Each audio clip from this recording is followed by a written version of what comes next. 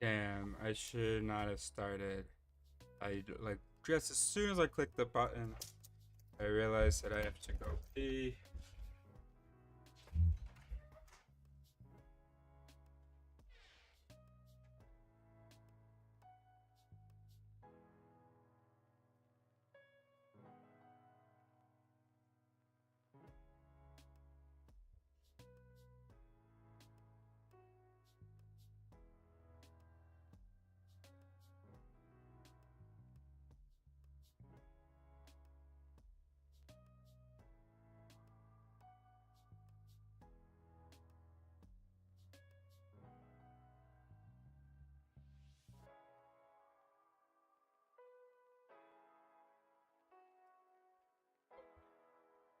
Fellow risers. So we just finished delusion and confabulation, and we are now doing where let me open up my live just to make sure everything's good. We are now doing chapter 8. Excellent.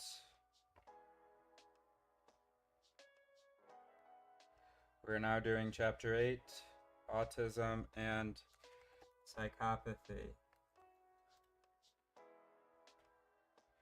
Alright, excellent. Alright, let's do it. So, section 8.1, introduction. This chapter continues our discussion of unusual psychological conditions. In the previous chapter, we discussed philosophical issues concerning delusion and confabulation, which are regarded as symptoms of mental disorders such as schizophrenia and dementia. In this chapter, we shift our focus to autism and psychopathy. There are some important issues surrounding how people talk about autism and psychopathy, which we review in box 8A. See also box 7A in the previous chapter for general considerations about the language used in mental health debates. So let's go back to 7A real quick. I can't think of what that was right now.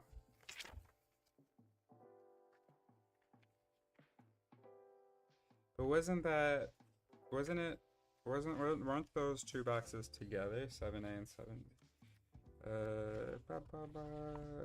Oh no, that was 7B and 7E. Okay. Nope, not free will and responsibility.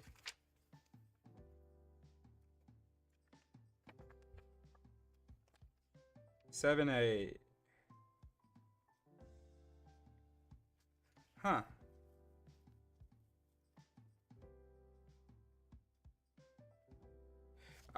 We didn't read this in chapter 7, so we're gonna look at this now. Alright. So, box 7A, the language we use to talk about mental health. Mental health debates in philosophy and psychology are lively and political. And participants disagree on the best language to use. So it's important to be aware of the choices we make when we talk about people who experience mental health problems, such as people with delusions and confabulation. So 4 points here. 1, authors who believe that there are disorders that can be primarily physical or primarily mental. It's infuriating. And that there is an analogy between them, are happy to use phrases such as mental illness or mental disorder. Authors who reject a medical view of distress avoid using phrases such as mental illness or mental disorder. I did not know about this at all. They may talk instead about mental difference or psychological distress. Okay. Some people believe that calling people who experience mental health issues schizophrenics, or people with schizophrenia, depressives, and so on, is to be avoided, because in doing so, we identify people with their psychiatric diagnoses and leave behind the idea that there is more to people than their mental health issues. That is a good one. I think I'll try to keep that in mind. Calling people schizophrenics is to identify them with their symptoms, which is problematic, especially as the validity of diagnostic labels such as schizophrenia is contested. The term patient, as in a mental health patient, is also controversial because it suggests a state of passivity on behalf of the person who seeks medical attention. It has been replaced by terms such as service user or client in some contexts. Service, which is fine, it's just it is funny because I'm used to, patient. Service user and client are also criticized for suggesting that the person who seeks medical attention has more power than is the case in the dynamic of the relationship between healthcare, in the relationship with healthcare professionals.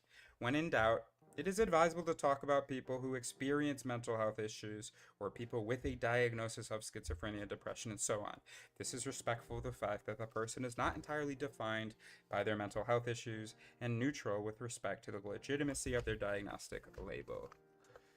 Okay, so we're gonna get back to this, but I'm gonna let the dogs go out because the neighbor's dogs are out.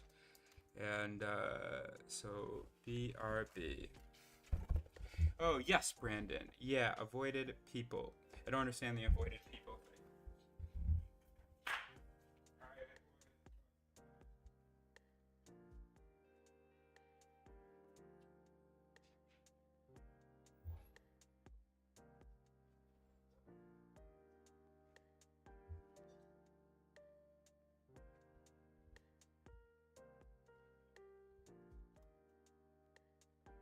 Let's get a camera on them. Who is that?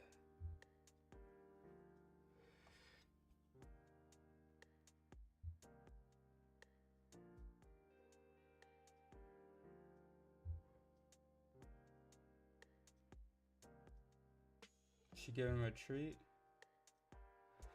Alright. Alright, let's hit it. I don't know who that person is.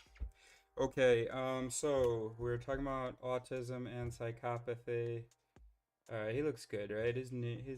He's kind of hesitant because he doesn't know her, but okay. So in this chapter, we are interested in what characterizes autism and psychopathy. In a nutshell, autism is often characterized by unusual social and communicative behavior, and psychopathy is often characterized by unusual patterns of antisocial behavior. What explains autism and its characteristic social communicative behavior? What explains psychopathy and its characteristic antisocial behavior? According to Simon Baron Cohen, both autism and psychopathy, so these are two of the goals of this section to explore that. According to Simon Baron Cohen, chat. Hello, chat. Avoided people. Page 196. If you want to keep your brain strong, stay away from there. People got to remember it's a job. It's funny, especially like people with borderline. Is kind of one, and also psychopathy. Yeah. If that's what we're talking about. Welcome, Brandon. Thank you. Give us a like, Brandon. According to Simon Baron Cohen, both autism and psychopathy involve problems with empathy. He argues that people with empathy are severe and extreme in these conditions. Autism and psychopathy involve 0 degrees of empathy. What? Note that Baron Cohen uses the term empathy in a very broad sense here. He defines empathy as being constituted by 2 components. The ability to, yes, they do. The ability to identify what someone else is thinking or feeling. Okay. Based on what? Based on facial expression, based on the situation, based on what they report, like the clues that they give you verbally. Based on... and the ability to respond to their thoughts and feelings with an appropriate emotion. Appropriate for whom? For the person? Because then, of course, people who are autistic are probably have great empathy for one another. And they're able to respond appropriately, and then neurotypicals can have something similar. So I don't know about this part. Baron Cohen's distinction between identifying and responding corresponds to the distinction between cognitive empathy, or mind reading theory of mind or mentalizing, and affective empathy. The former refers to the cognitive process of attributing mental states to somebody else, and the latter, the responding, attributing mental states to somebody else, and then responding refers to the affective process of emotionally responding to somebody else in need. It has to be emotionally, If you say so.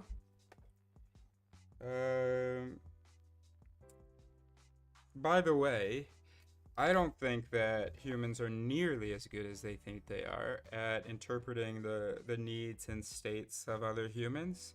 Um, I think there's very little sort of inference or interpretation that happens.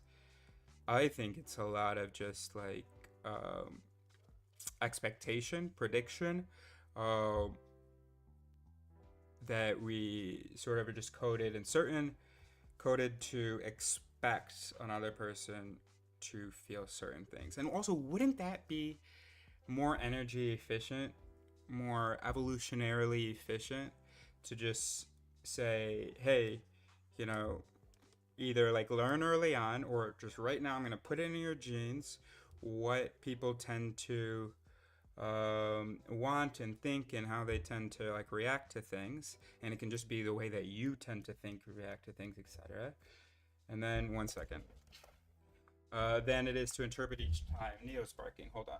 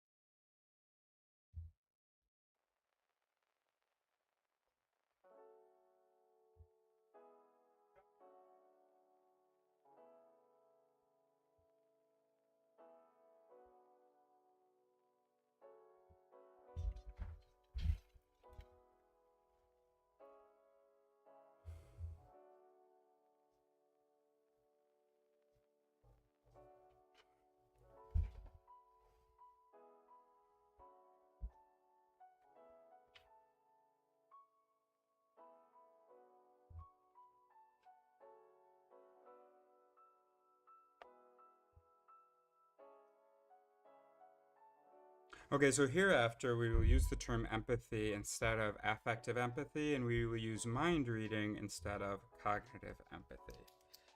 Okay, so mind reading is what we're going to call that. Okay, very good. Following this terminological distinction, one might think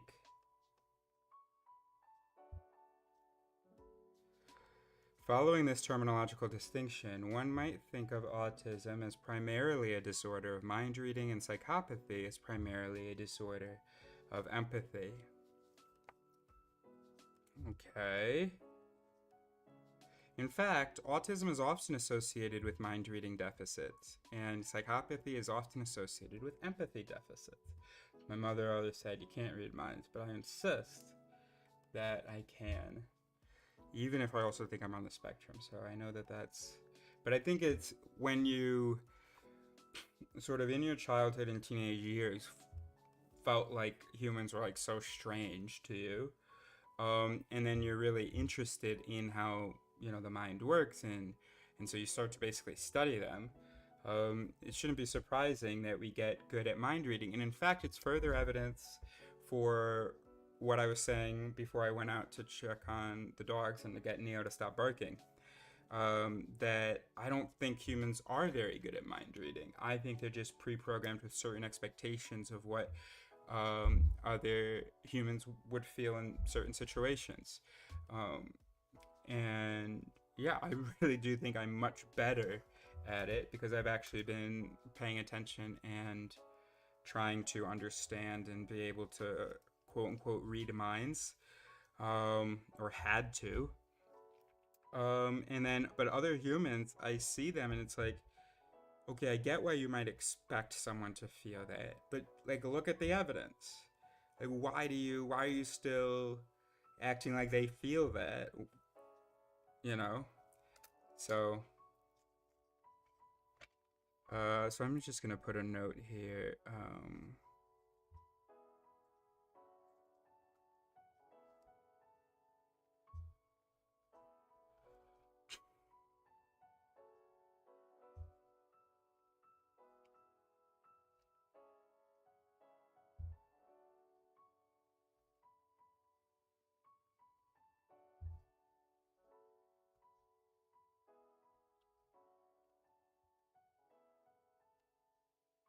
So, more precisely, autism is characterized by social and communicative problems, which are often associated with mind reading deficits, and psychopathy is often characterized by antisocial behavioral tendencies, which are often associated with empathy deficits. Hello, Ainil. The main aim of this chapter is to examine the role of mind reading deficits in autism and the role of empathy deficits in psychopathy. Our main claim would be that both autism and psychopathy are complex phenomena which cannot be fully captured by essentialist views, such as the view that mind reading deficits are the essence of autism, or the view that empathy deficits are the essence of psychopathy. Okay, so he's saying not that empathy deficits are the essence of psychopathy, and not that mind reading deficits are the essence of autism. Mind reading deficits are an important factor in autism, but they might not be the essence of it. Again, empathy deficits are an important factor in psychopathy, but they might not be the essence of it. We will revisit some topics that we discussed in earlier chapters. For instance, in chapter 2, we discussed the idea of peculiar non-observational self-knowledge. The assumption was that you do not have to observe your own behavior to know what you think and feel, or your internal sort of mental sensory events like inner speech, which you can kind of hear, and mental imagery.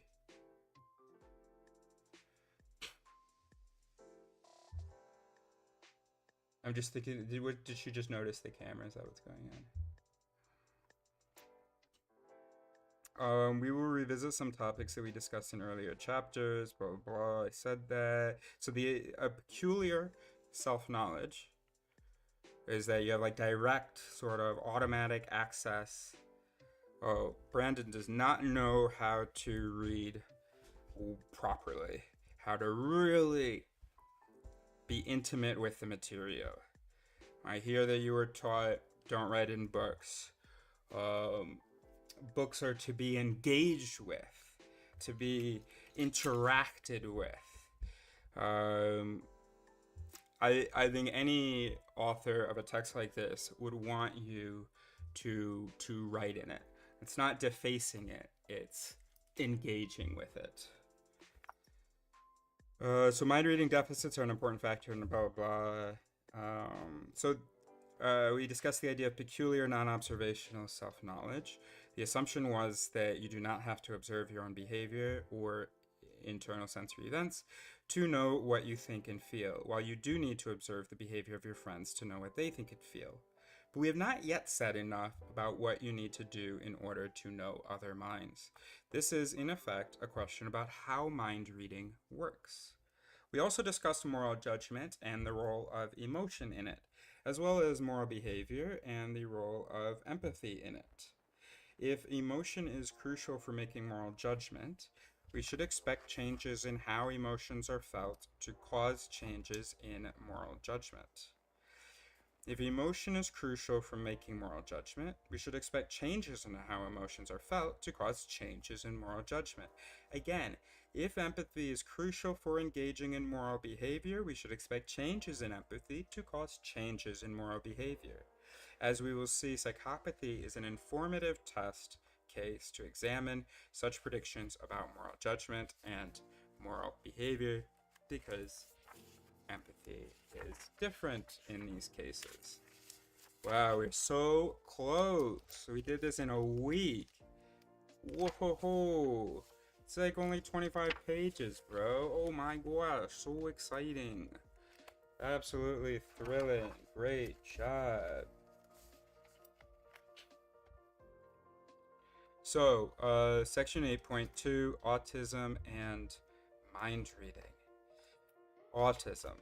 So, autism spectrum disorder. Hold on a second. I wanna stop worrying about my chin being cut off because it just doesn't look great. So we can put it like there. Yeah, I think that looks good. And then for this stream, yeah, right there, that looks good. Okie dokie. And then we can make that a little bit bigger if we want. I guess we do because you're doing it, or maybe not. That's the will illusion, thinking that everything we do is consistent with our desires and objectives. Okay, section 8.2, autism and mind reading. Autism. So autism spectrum disorder, ASD, refers to a spectrum of conditions, including classic autism, which was first introduced by Leo Kanner and is characterized by a triad of impairments, often called Wing's triad of impairments. Okay. That affect social interaction and communication and lead to a narrow and repetitive range of activities. And Asperger's syndrome, which is now supposed to be called high functioning autism, and Asperger's syndrome, which was first introduced by Hans Asperger and is characterized by similar symptoms to classic autism, but also other symptoms and less severe linguistic delays. Now, let us now consider the classic case of Donald T, reported by Connor. Donald exhibited some unusual behavior in infancy when it was observed that he was happiest when left alone, almost never cried to go to his mother, did not seem to notice his father's homecomings, and was indifferent to visiting relatives. At the age of 3, Donald was placed in a tuberculous preventorium where he exhibited a disinclination to play with children and do things children his age usually take an interest in, and an abstraction of mind which made him perfectly oblivious to everything about him.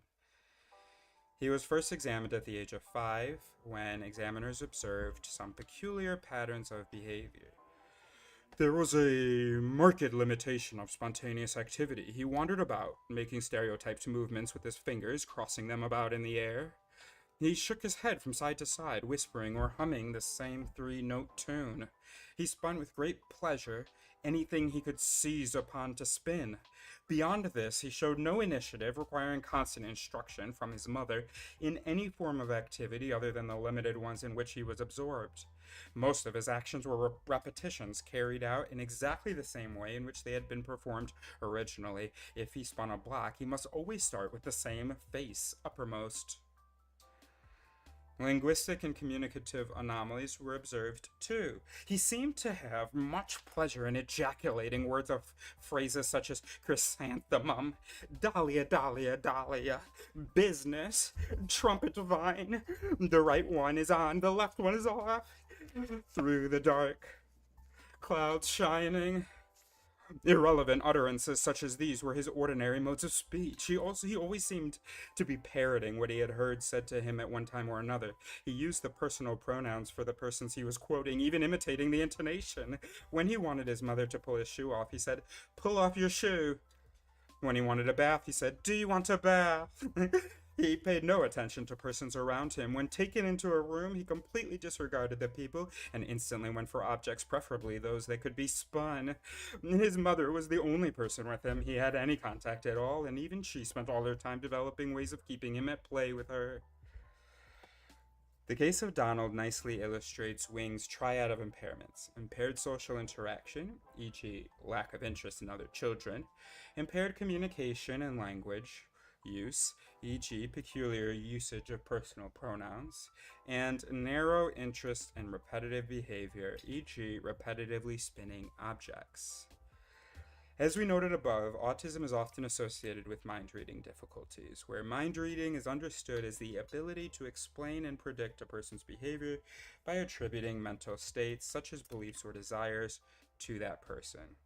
It is now well established by a series of experiments that mind-reading capacity is significantly compromised in autistic people. Again, I think mind-reading is really self-referential.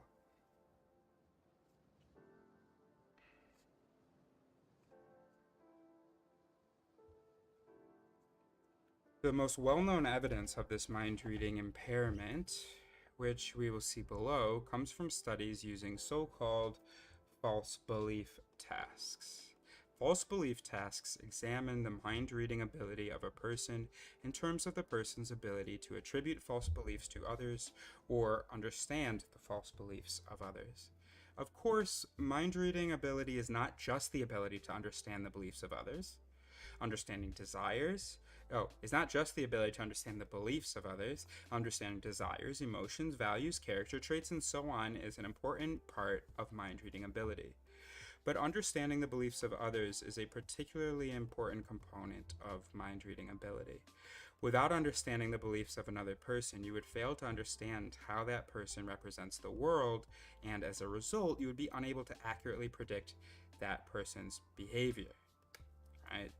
Because that's what mind reading is for, to be able to predict behavior and reactions and things. But why false beliefs rather than true beliefs? Well, because there's going to be more of a conflict, right? For you to be able to know that something is false, but that they believe that it is true, rather than that you know that it is true, and so then, okay, they know that it is true. But why false beliefs rather than true beliefs? To see the logic behind false belief tasks, let us first ask what it takes to demonstrate that a person has mind-reading ability. Suppose that you are a clinician in charge of Donald, and your job is to examine whether he is capable of explaining and predicting the behavior of his mother. E.g., she goes to the kitchen by attributing beliefs, e.g., the belief that a box of chocolates is in the kitchen, and desires, e.g., the desire to eat chocolate, to her. Okay, so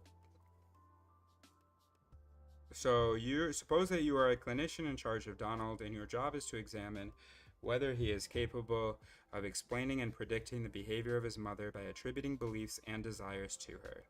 It is not sufficient to show that Donald can predict his mother's behavior accurately. After all, it is possible for Donald to predict his mother's behavior without attributing beliefs and desires to her. Donald might simply make an inductive reference on the basis of the pattern of his mother's behavior in the relevant situation. E.g., she habitually goes to the kitchen when there is a box of chocolates in the kitchen, without attributing any mental states to her. Oh, okay, that's not what I thought I was going to say. Okay, so might simply make an inductive reference without attributing any mental states. Why false beliefs? That's why. In the same way that he can inductively predict that the sun will rise tomorrow morning on the basis of the pattern of the sun's behavior each morning without attributing any mental states to the sun.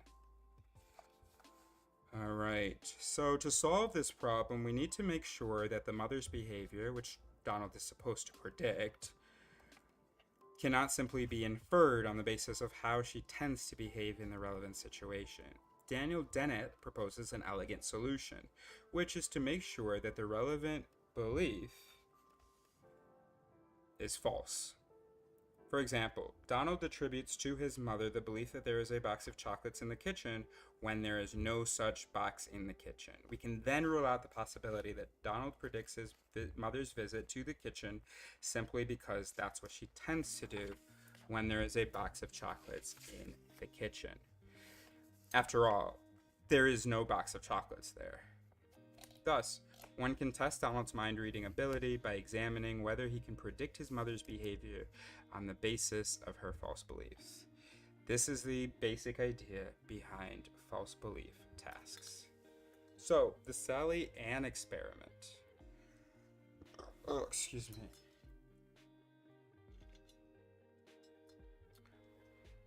Okay, so,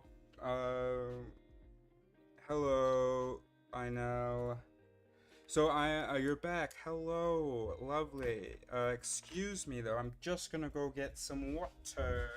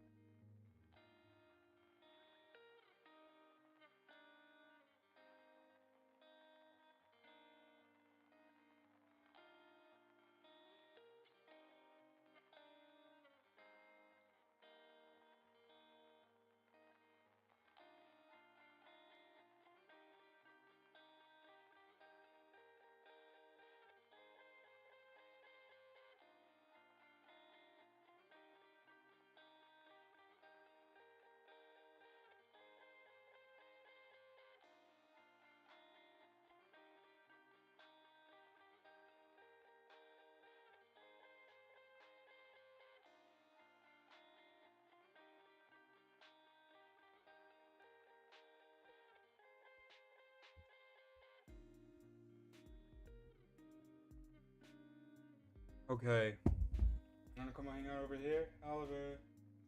No? Okay. So, Sally Ann experiment. Baron Cohen and colleagues used a false belief task known as the Sally Ann task to test the mind reading ability of autistic children. Period.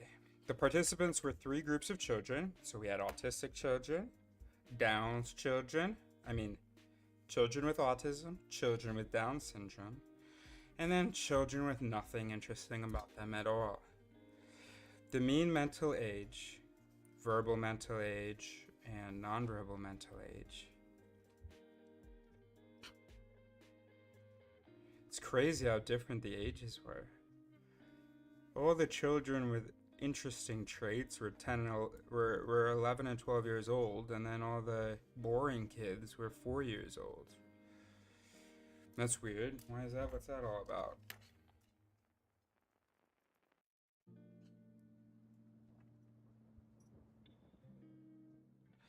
So the mean mental age, both the verbal mental age and the nonverbal mental age of the autistic group, was the highest among all groups.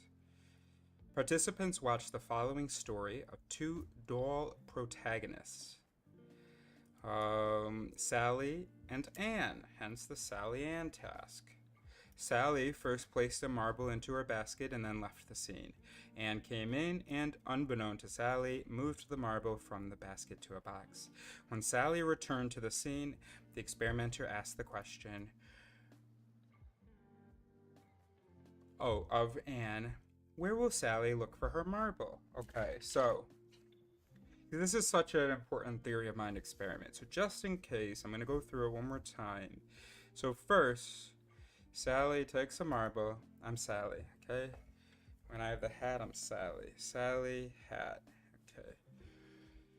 I'm going to put this marble right here. Bop.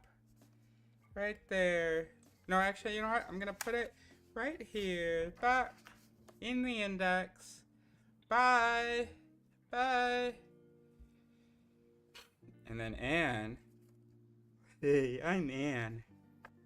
I'm gonna take the marble from here and I'm gonna put it here. Whoa. Hey, I'm back. Oh shit, no. Oh, I'm Anne. I'm gonna take the marble from here and I'm gonna put it here. Hi, I'm back. Hey Anne, how you doing? And then the experimenter asks Anne, where will Sally look for her marble? Note that correctly answering this question requires recognizing Sally's false belief that the marble is in the index and not behind the book, and predicting her behavior on the basis of this false belief. Okay, actually it's a basket and a box. It turned out that the majority of autistic children failed in this task. That is, they pointed at the box and not the basket. While most neurotypical children and most children with Down syndrome successfully completed the task, i.e., they pointed at the basket and not the box. This result cannot be explained by a general cognitive delay. Children with Down syndrome performed the task as successfully as neurotypical children. In addition, the mental age of the autistic group was the highest among the three groups. Thus, the result of the experiment points to a specific failure of mind reading in autistic people. But what if they had been 15? And how severe were these autistics? Because at age 11 and they didn't know? Our results strongly support the hypothesis that autistic children as a group fail to employ a theory of mind. We wish to explain this failure as an inability to represent mental states. As a result of this, the autistic subjects are unable to impute beliefs to others and are thus at a grave disadvantage when having to predict the behavior of other people. Alright, so that would show that, that would definitely suggest anyway, that, even other autistic people. So, okay.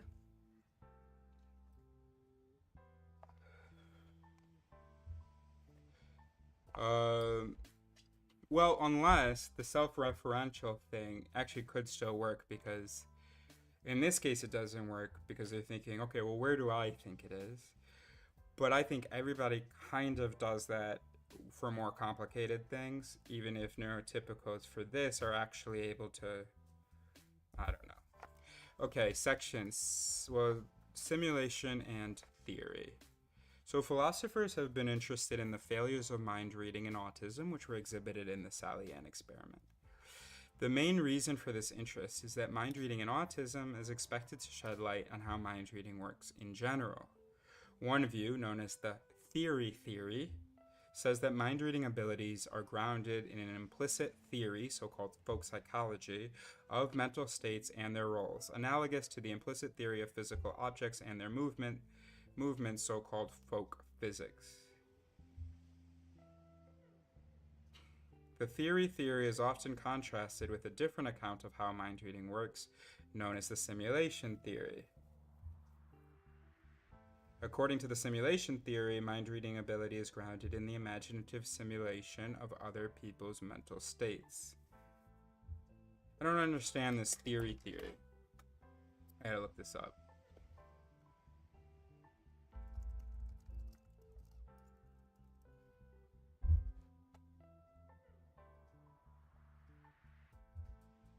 Folk Psychology as Mental Simulation in the Stanford Encyclopedia of Philosophy. The capacity for mind reading is understood in philosophy of mind and cognitive science as the capacity to represent, reason about, and respond to others' mental states. Essentially, the same capacity is known as folk psychology. Oh, okay.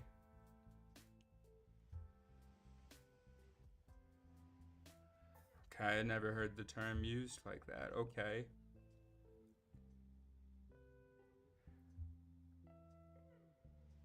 Okay. All right.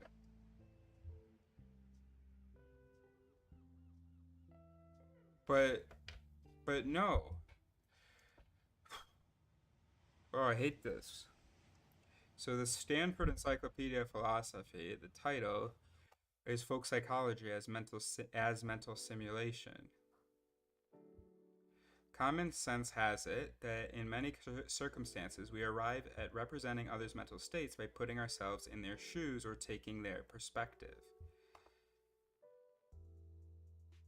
Simulation theory takes this commonsensical idea seriously and develops it into a full-fledged theory.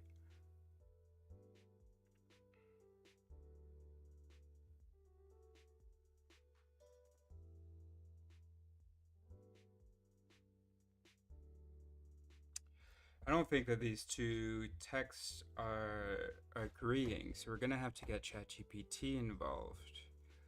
Get some clarification here. So, where is ChatGPT? It is. Properties. We'll go application capture. There we go. Up. And then get ChatGPT over here as well.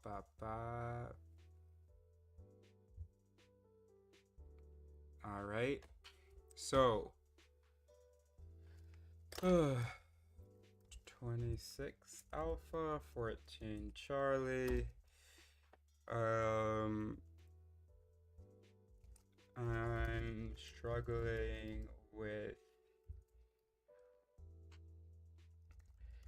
theory,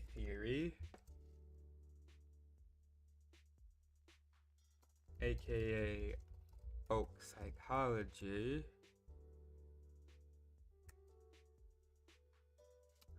and simulation theory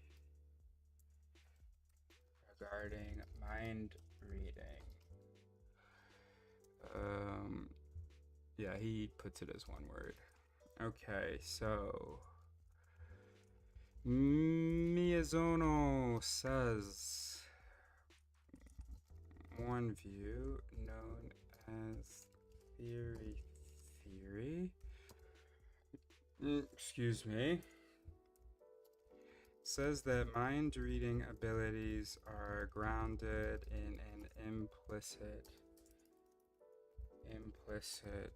theory, so-called folk psychology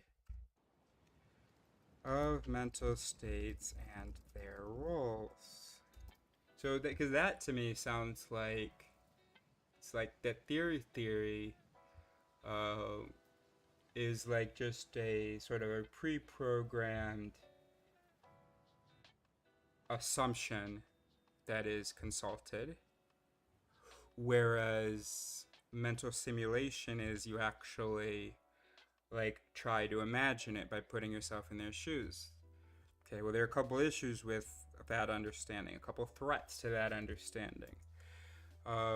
Number one is that the Stanford Encyclopedia of Philosophy talks about folk psychology as mental simulation.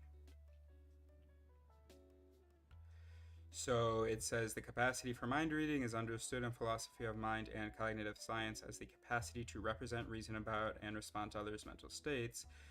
Essentially, the same capacity is also known as folk psychology. And then common sense is that we arrive at doing that by mental simulation.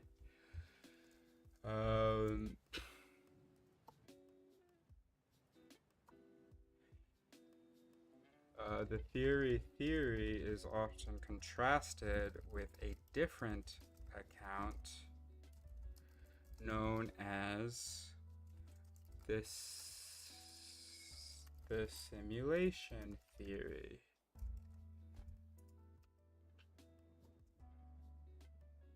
This seems to conflict with what the Stanford Encyclopedia of Philosophy says.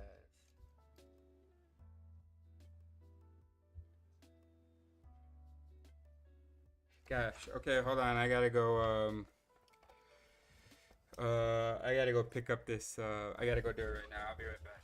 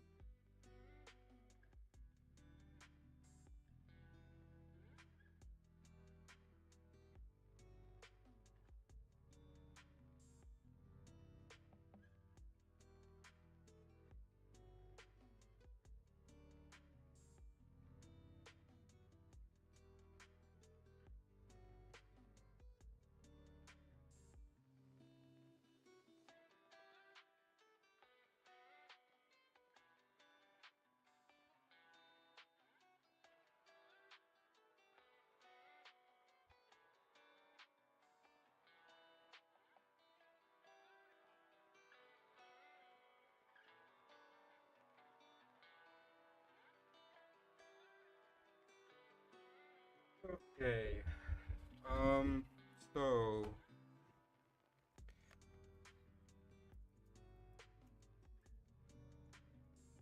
So on their page titled "Folk Psychology as Mental Simulation," where they say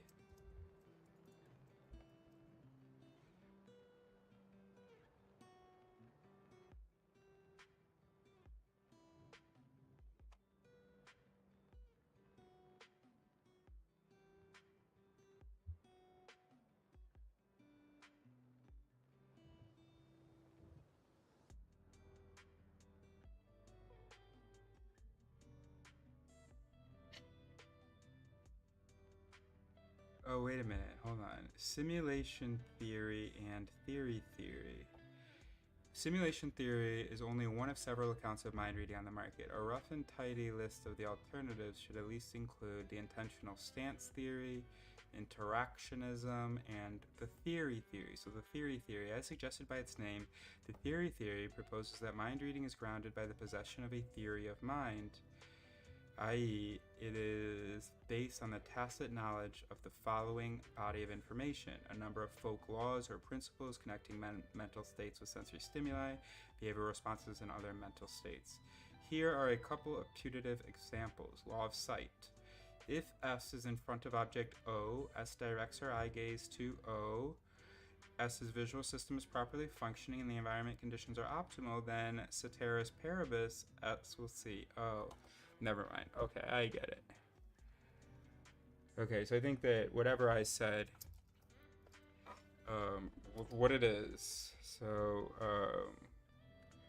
yeah, theory is that you don't do the simulation. You just like, well, I know how things tend to happen, and so I've got these assumptions, and then, just take a piece of information, and then they, whatever. Okay, great. You understand, right? That makes sense, don't it?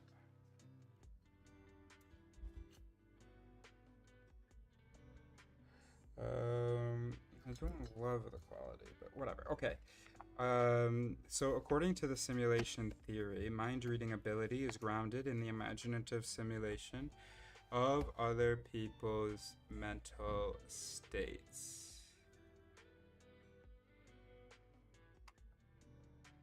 Okay. To see the difference between the theory and the simulation theory, let us think about the following example. Suppose that Mark knows that his wife, Naomi, believes that a box of chocolates is in the kitchen and also that she wants to eat some chocolate. Okay? So on the basis of these pieces of knowledge, Mark predicts that Naomi will go into the kitchen and get some chocolate from the box. How does Mark know this? How does he predict Naomi's visit to the kitchen? According to the theory, he infers this on the basis of a theoretical generalization about people's beliefs and desires, which might look like this. If X wants to have something, O, and X believes that O is in a place P, then X will visit P to get O. Right. Okay, so what I was saying earlier about that, I don't think that people really do simulation. So, and I think that what he's going to say as well is that both of these are means that are used for mind reading. In some circumstances, because probably the less energy exhaustive would be the theory, and so that would be sort of what we would consider analogous to the type 1 processes that we saw in reasoning and in moral judgment. On the other hand, the type 2 process, which is going to be more energy demanding, is going to be the simulation. And so there are mechanisms that can do one, and there are mechanisms that can do the other, and then how those mechanisms interact, we don't know. Remember, we saw parallel competition, we saw lawyer-client, we saw default interventionist are the three models I remember of how these, in these different domains, type 1 processes and type 2 processes are interacting. So I guess I won't answer your question because I'm seeing it pretty late, and then also because he's explaining it. Okay. So the theoretical inference, so Mark, who's using the theory protocol to understand to predict what Naomi's gonna do. Where are the dogs?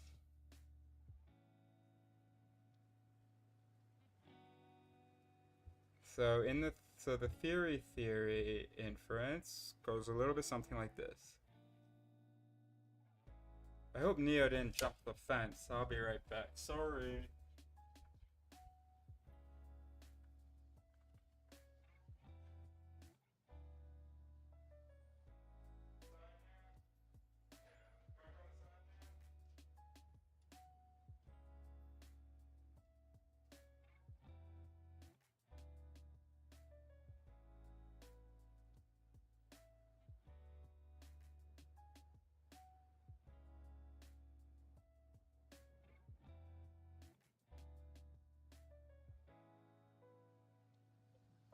cameras, and then we can get back to it. Boom. Okay, let's go. So the theoretical inference, the theory way of mind reading, it might go like this. Premise 1, Naomi wants to have chocolate. Premise 2, Naomi believes that chocolate is in a box in the kitchen. Premise 3, well, in general, if X wants to have something, O, and X believes that O is in a place, P, then X will visit P to get O. Conclusion, therefore, Naomi will visit the kitchen to get some chocolate from the box.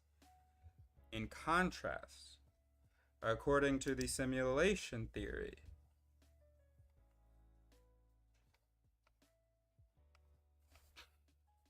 Mark does not rely on such an inference. What he needs to do is just, that's so funny. I would have thought that this was the harder procedure. What he needs to do is just imaginatively simulate Naomi's mind. So, for example, he might think about what he will do if, putting himself in Naomi's shoes, he believes that a box of chocolate is in the kitchen and wants to eat some chocolate. So, I'm still gonna put, this is what I think.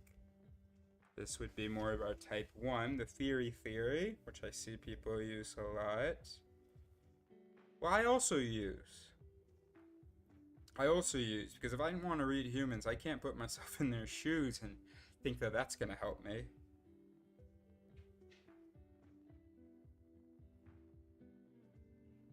Unless, I don't know.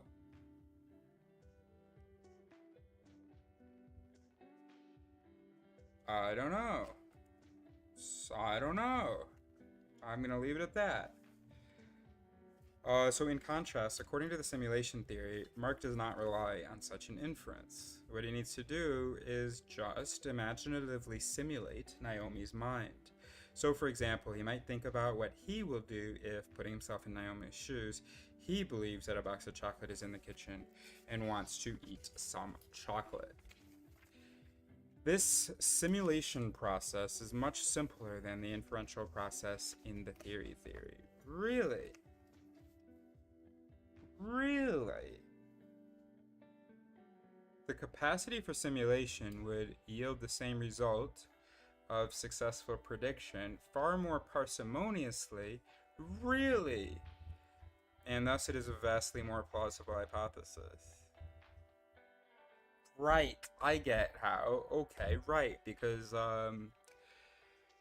you don't have to think in these generalities, you just check in with yourself. Okay, but if you're doing a simulation where you're like actually trying to put yourself in somebody's shoes and take on their mental states that you don't have,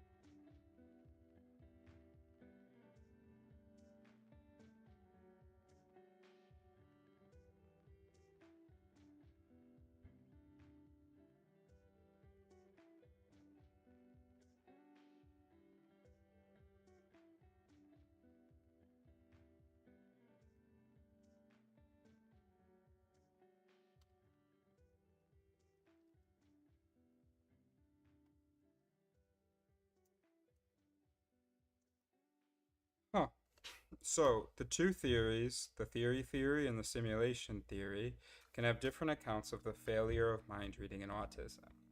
The theory, oh, that's nice.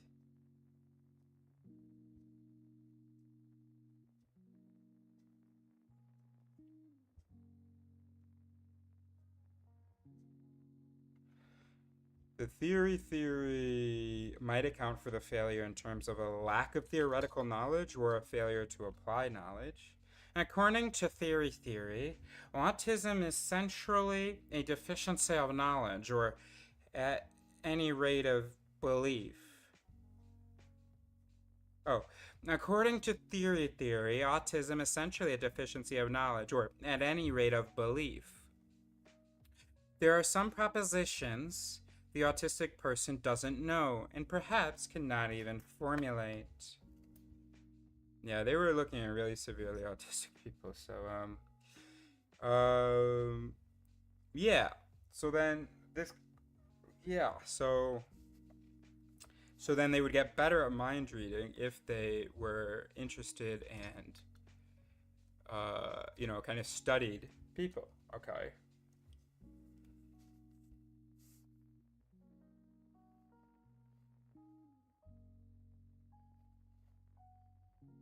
Okay, the simulation theory, in contrast, might account for the failure in terms of a compromised capacity for imagination and stimulation. Okay. Simulation theory says that autism is a deficiency of imaginative capacity, the capacity to project the self imaginatively into a situation other than its own current actual position. I don't know about how this simulation process is much simpler, especially. I see how it can be simpler than the inferential process in the theory, but and also if it's about applying knowledge, maybe, but it's just about, you have it or you don't, and then you use the knowledge that you have, but then there's a whole capacity for imagination simulation. I don't know. I'm really curious about this stuff. I want to look at this whole page again. Okay, so simulation theory. Oh no, I read that. This hypothesis is coherent with some other features of autism, such as the absence of pretend play or inflexible thought and behavior, which could involve some form of imaginative deficits. Could. A theoretical worry, however, has been expressed about the simulation theory, and about the very idea of a debate between the simulation theory and the theory. Pure simulation without theory seems to be useless for the purpose of successful mind reading. The simulation, if successful, needs to be supplemented by some theoretical assumptions. Thus, the simulation theory collapses into a form of the theory, and this problem is often called the threat of collapse.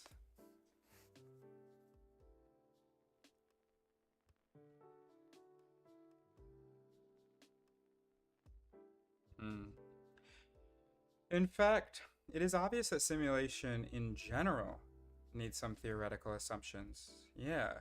Simulation without theory is simply hopeless. Think, for example, about simulation processes in the context of engineering. Suppose that you are involved in designing a new energy-efficient passenger aircraft. Your main job is to make the aircraft as light as possible without compromising safety. Obviously, you think that the possibility of using new carbon fiber composites for the aircraft, which you expect will make the aircraft 5% lighter than the previous model of the same size made of aluminum. Oh, you think about the possibility of using new carbon fiber composites for the aircraft, which you expect will make the aircraft 5% lighter than the previous model of the same size made of aluminum. To test the safety of the aircraft with carbon fiber composites, you do a computer simulation to assess whether all crucial parts of the aircraft are strong enough in all expected situations, including a bumpy landing, storm, etc. Now, this simulation would be hopeless without theoretical assumptions. The simulation will provide inaccurate results if it does not have access to basic assumptions about physics, chemical assumptions about the behavior of carbon fiber, meteorological assumptions about wind and air, and so on.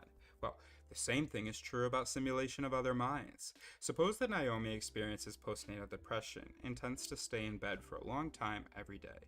She does not appear to be very happy when taking care of the baby. Well, it's obvious that Mark, when he tries to simulate Naomi's mind, needs some background knowledge. Without sufficient background knowledge of postnatal depression, Mark can easily reach a wrong conclusion when he simulates Naomi's mind. And he could say, "Oh, babe, I know, me too. But you know what I do? I just say, I gotta get up. Try that, babe. It'll work. Trust me."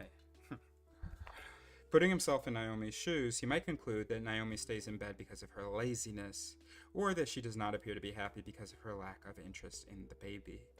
The threat of collapse is certainly a serious problem for a pure form of simulation theory. But we do not necessarily endorse the strong conclusion that the simulation theory fails or that mind reading has nothing to do with simulation. Rather, we take the threat of collapse as suggesting that the solution might lie in a hybrid account, or that there are some processes doing one, some processes doing the other, and they work together a bit and also compete a bit, just like all mechanisms in the brain, either ignoring each other, competing with each other, or collaborating with each other.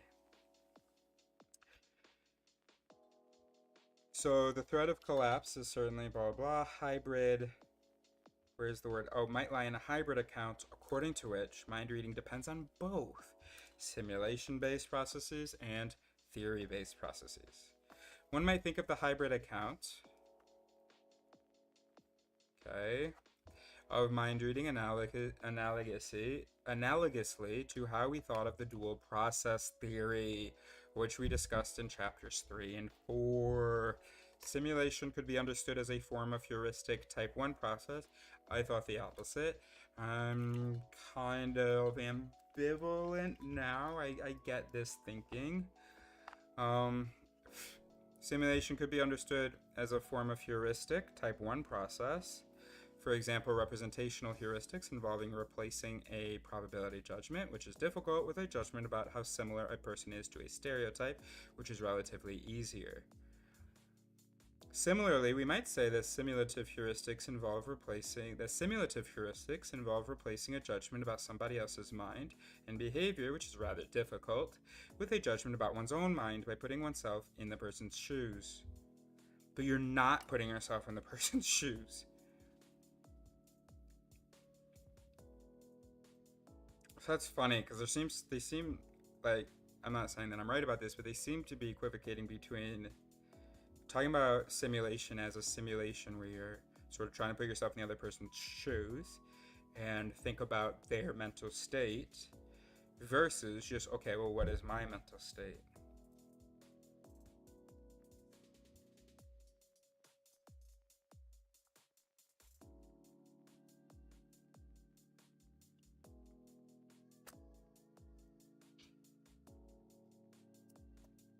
So, for example, so rather than saying, what will Naomi feel? Well, how would I be feeling if I were in Naomi's situation? Okay, I mean, that makes sense.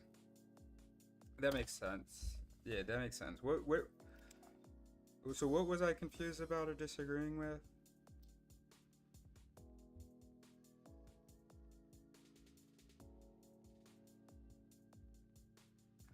But you could make the same case, couldn't you, about theory-based mind reading? We'll see if they convince me otherwise, but let me say this first.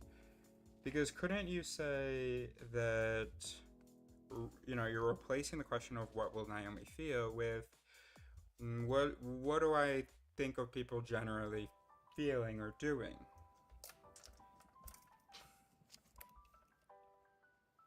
So, anyway, simulation-based Type 1 mind reading might be useful and efficient when we try to understand someone who is considered to be similar to us or is considered to be in group. In contrast, theory-based mind reading might... What are you going to say? Because the generality still has to hold.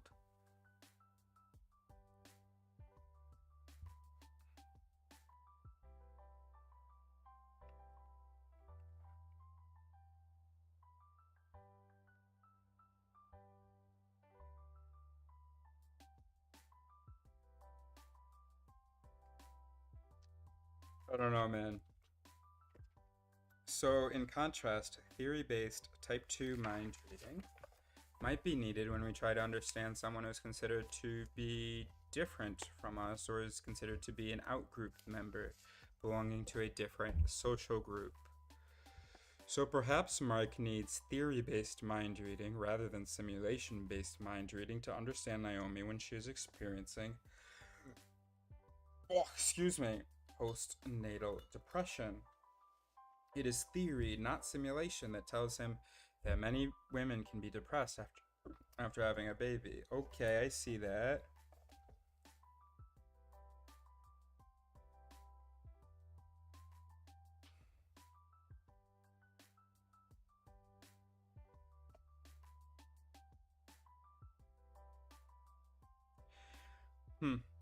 The relationship between simulation based type 1 process and theory based type 2 process could be understood in terms of the parallel competitive model, in which two processes compete with one another as rivals. The default intervention model, in which simulative processes are the default, but possibly intervened in by theoretical processes. This Shopes, bro. This Shopes, bro. Oh, I just remembered what Shopes and Sings are. Sing is the $, and Shope, which starts with a C, is the cent sign. That's crazy. This Shope's so hard. So the default intervention model, in which simulative processes are the default, but because I keep thinking of it as really trying to put yourself in the other person's shoes. And that feels like a whole activity, whereas just consulting some knowledge doesn't, but they're highlighting the inference thing and also saying that it's just, seeing what you would do. I don't know, man. Does it show? I don't know. It's interesting, huh? Love to. I wish there was someone back next to me to have a conversation with about this. Wouldn't that be cool? Okay, so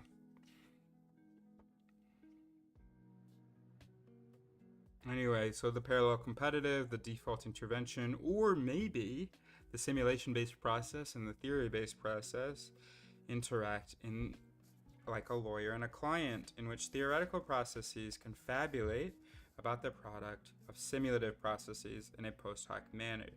As in, the client would be the simulative process, comes up with something, and then when we ask, oh, why do you say that? They refer to theory. So, do problems with mind reading explain autism? Let us now discuss the role of mind reading in autism. One might think that the mind reading failure, which is exemplified. Oh shit! Oh shit! Aw, they look so cute, and there's so much stuff I missed. I gotta put the memory card back in. Alright, hold on a second. Hold on a second. Give me.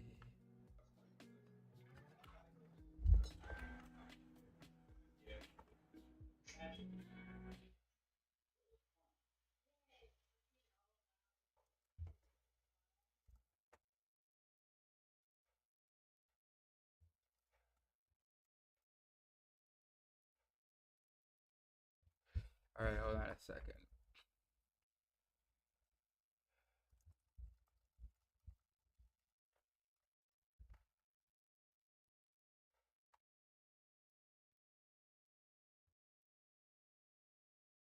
So I am disconnecting this memory card so I can put it in the camera.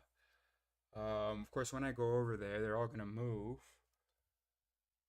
and you're not even gonna see it because I'm going to turn off the camera in order to be able to put the memory card in.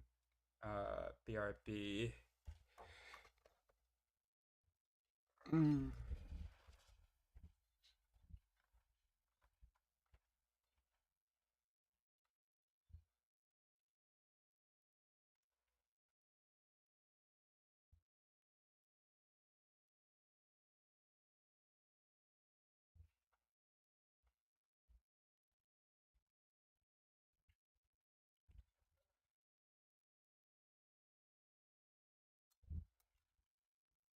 All right.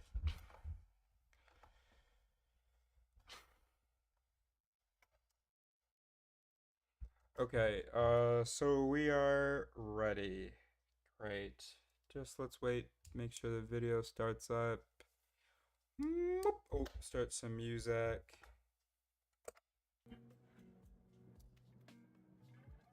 My camera's in privacy mode, why? Maybe it's just starting up is why?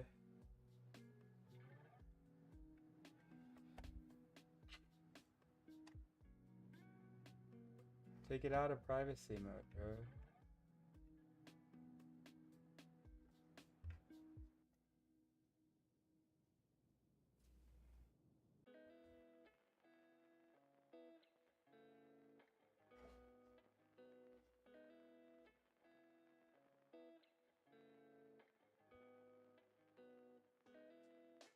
Good boy, Abbott.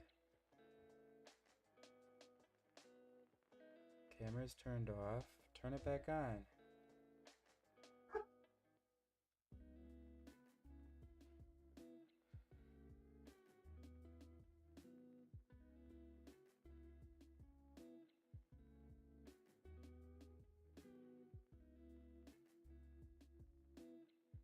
Having trouble, huh? Alright, let me go check on it.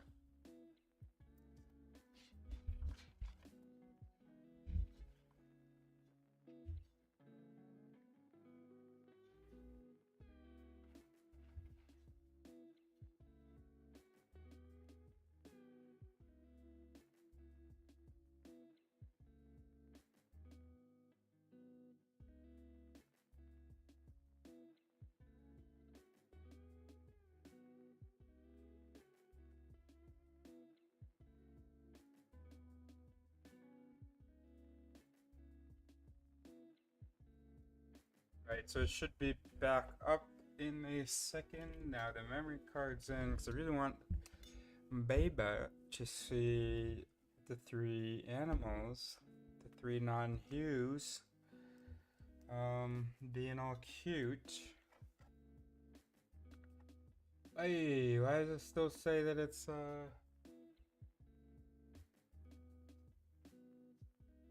why is it doing this?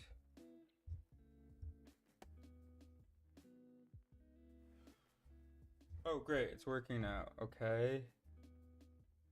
Great. Of course, as soon as I walked over there, Abbott came down. He's over here. Okay, go back, buddy. No, you don't want to go back over there? Okay, whatever. I got stuff to do, buddy. Go lie down on the couch. You guys look so cute over there. Go. Go. Good boy. Let's see if he... Oh, hey, buddy. Go on the couch over there, man. Do problems with mind reading explain autism? Let us now discuss the role of mind reading in autism.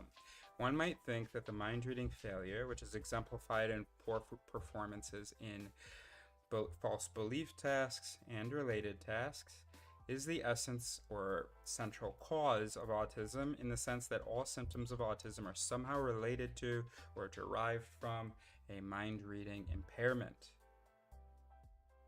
Let us call this the essentialist mind reading impairment hypothesis. Okie dokie.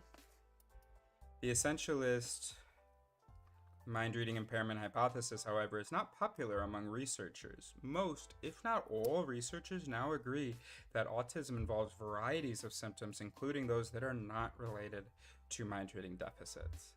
Perhaps we need to adopt ideas from other theories of autism in order to account for those symptoms. In fact, there are other important theories of autism that capture different aspects of the condition. Okay, great. Let's hear them.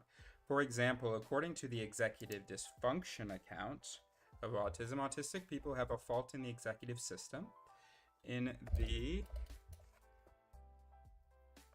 frontal lobes of their brains,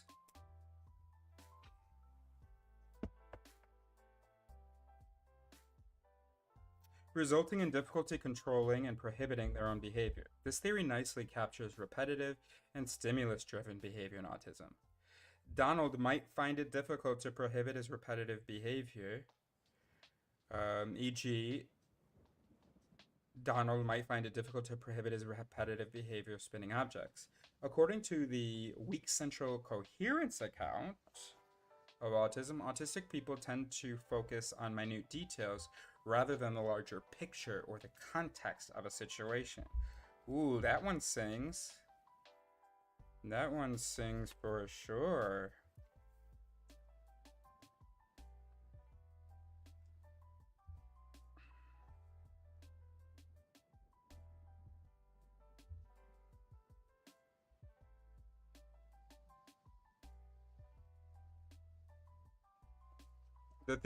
This theory of autism, our weak central coherence account of autism, where autistic people tend to focus on minute details rather than the larger picture or the context of a situation. This theory of autism nicely captures some excessive abilities exhibited by autistic people, such as the ability to memorize the details of an object, scene, or picture in fine detail, or the ability to complete a jigsaw puzzle upside down without the help of a picture. Thus, it is not plausible that a mind-reading impairment is the essence of autism. We need a weaker claim about the role of mind-reading failures in autism. For example, a mind-reading impairment does not explain everything there is to know about autism, but it is still responsible for the most salient features of it, i.e., social and communicative problems. All social and communicative problems are somehow related to or derived from a mind-reading impairment.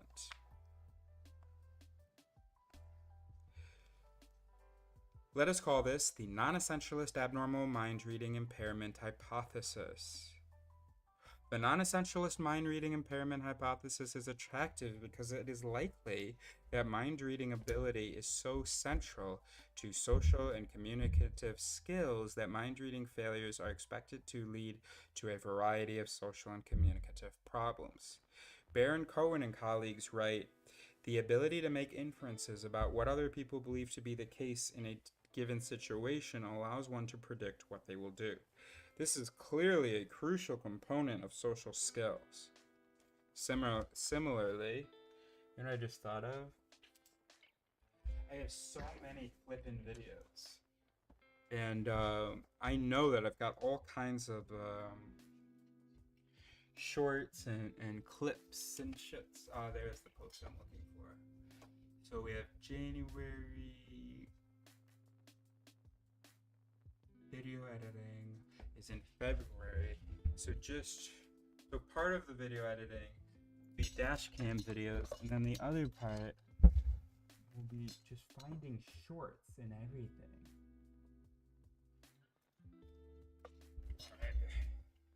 Great plan. Okay. So, the non-essentialist mind reading impairment hypothesis is attractive because it is likely that mind reading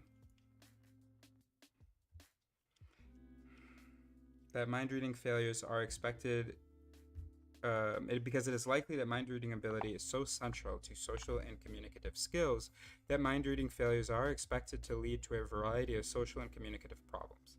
Baron Cohen and colleagues write, "The ability to make inferences about what other people believe to be the case in a given situation allows one to predict what they would do. This is clearly a crucial component of social skills." Similarly, Curry writes, "If you don't understand other people's beliefs, desires, and intentions, you won't relate to them well, since that requires coordinating your mental states with theirs, and you won't be able to communicate with them to the extent that you won't be able to figure out speaker's meaning as distinct from semantic meaning." The non-essentialist mind-reading impairment hypothesis states, first, that autistic people have significant difficulty when they read other minds, and second, that this difficulty is responsible for social and communicative problems. We will call the former the impairment thesis in the non-essentialist mind-reading impairment hypothesis, and the latter the causality thesis in it.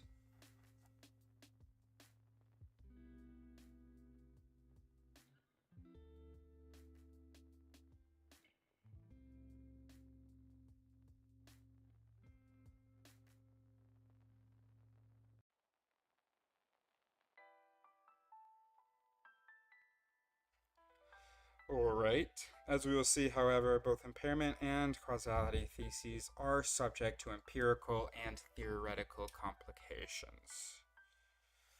Let us start with the causality thesis. Even those who deny the essentialist version of the mind-reading impairment hypothesis tend to think that mind-reading difficulty is responsible for social and communicative problems.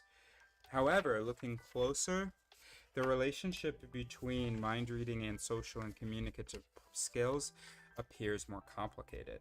There are some puzzles about the causality thesis. For example, some high-functioning autistic children successfully complete false belief tasks, but nonetheless exhibit social and communicative problems.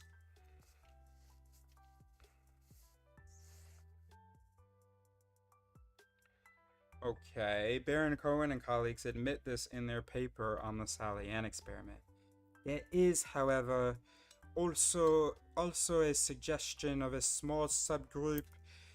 I don't know if I'm doing French or what. Alright. There is... No, I keep... Alright.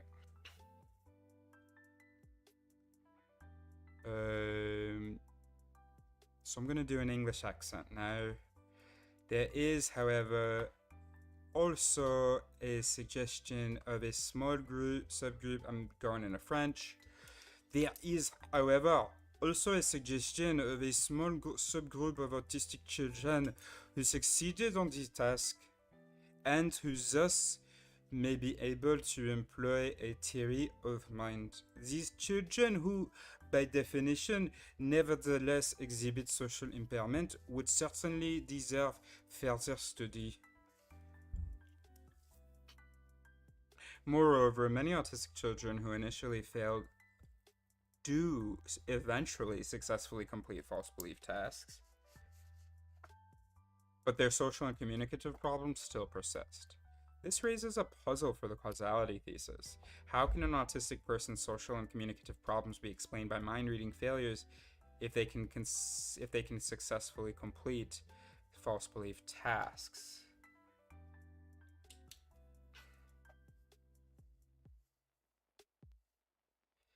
Let us move on to another problem with the causality thesis. In the early stage of development, before the age of 4, autistic children and neurotypical children equally fail in mind-reading tasks such as the Sally-Ann task, but they are not equal in their social and communicative behavior. Typically, the social and communicative problems of autism are already present before the age of 4.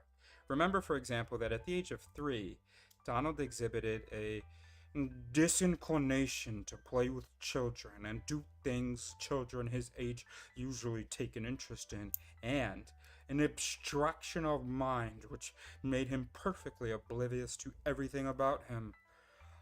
This raises another question for the causality thesis. How can the mind-reading impairment explain social and communicative problems if the latter arise earlier than the former? In short, here's the puzzle about the causality thesis. Social and communicative problems start before the presence of the mind-reading delay, and these problems persist after the successful completion of false belief tasks. Well, that's a pretty major freaking problem, bro.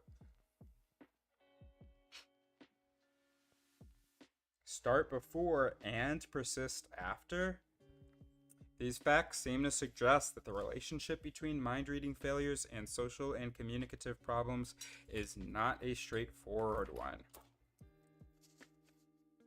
Let us move on to the impairment thesis, which says that autistic children display impairments in mind reading. Neurotypical children can complete false belief tasks starting at roughly the age of 4, whereas autistic children at the same age cannot. This observation suggests a rather simplistic idea that mind reading is a unitary capacity and it is compromised in autism. However, this simplistic idea has been questioned by a series of studies involving nonverbal mind reading tasks. So, for instance, the eye tracking mind reading study.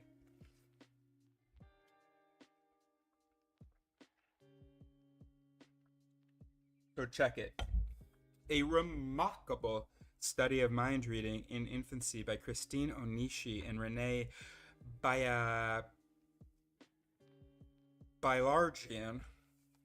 suggests that neurotypical children, much younger than 4, can complete a nonverbal false belief task involving eye tracking. This experiment relies on the violation of expectation method, which has been used in research into the cognitive abilities of infants. So they're like looking to a certain place. Hey, that's where they're gonna look. What the fuck? They're looking over there, or they're looking. The basic idea of the method is simple. An infant looks at an object or person longer when the object or person does not behave in an expected manner. Longer than when the object or person behaves in an expected manner. Okay? So surprises get our attention. Great. When relying on this principle, it is expected that if, for example, an infant attributes Sally with the false belief that the marble is in the basket and thus predicts that she will go to the basket rather than the box when searching for the marble, then the infant will look at Sally longer when Sally goes to the box to search for the marble, and thus the expectation is violated, than when she goes to the basket, and thus the expectation is met. Onishi and Bilargian tested 15-month-old infants with a task of this kind. They found that the infants reliably look at an agent longer when she does not behave in the way that is expected on the basis of her false belief about a toy, and thus the expectation is violated, than when she does behave in the way that is expected on the basis of her false belief, and thus the expectation is met. Anishi and Bilargian conclude, We propose that the present results suggest that 15-month-old infants expect an actor to search for a toy where she believes, rightly or wrongly, that it is hidden. Such an interpretation calls into question the notion that preschoolers undergo a fundamental change from a non-representational to a representational theory of mind. So that they're always doing representational. This result goes against the simplistic assumption that mind reading is a unitary or single capacity.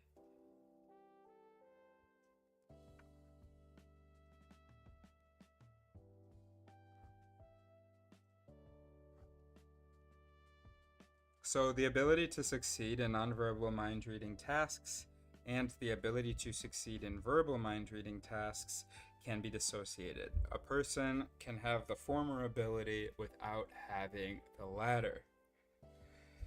Do autistic people have the ability to succeed in nonverbal mind reading tasks? Well, in another experiment, Atsushi Senju and colleagues tested adults with Asperger's syndrome.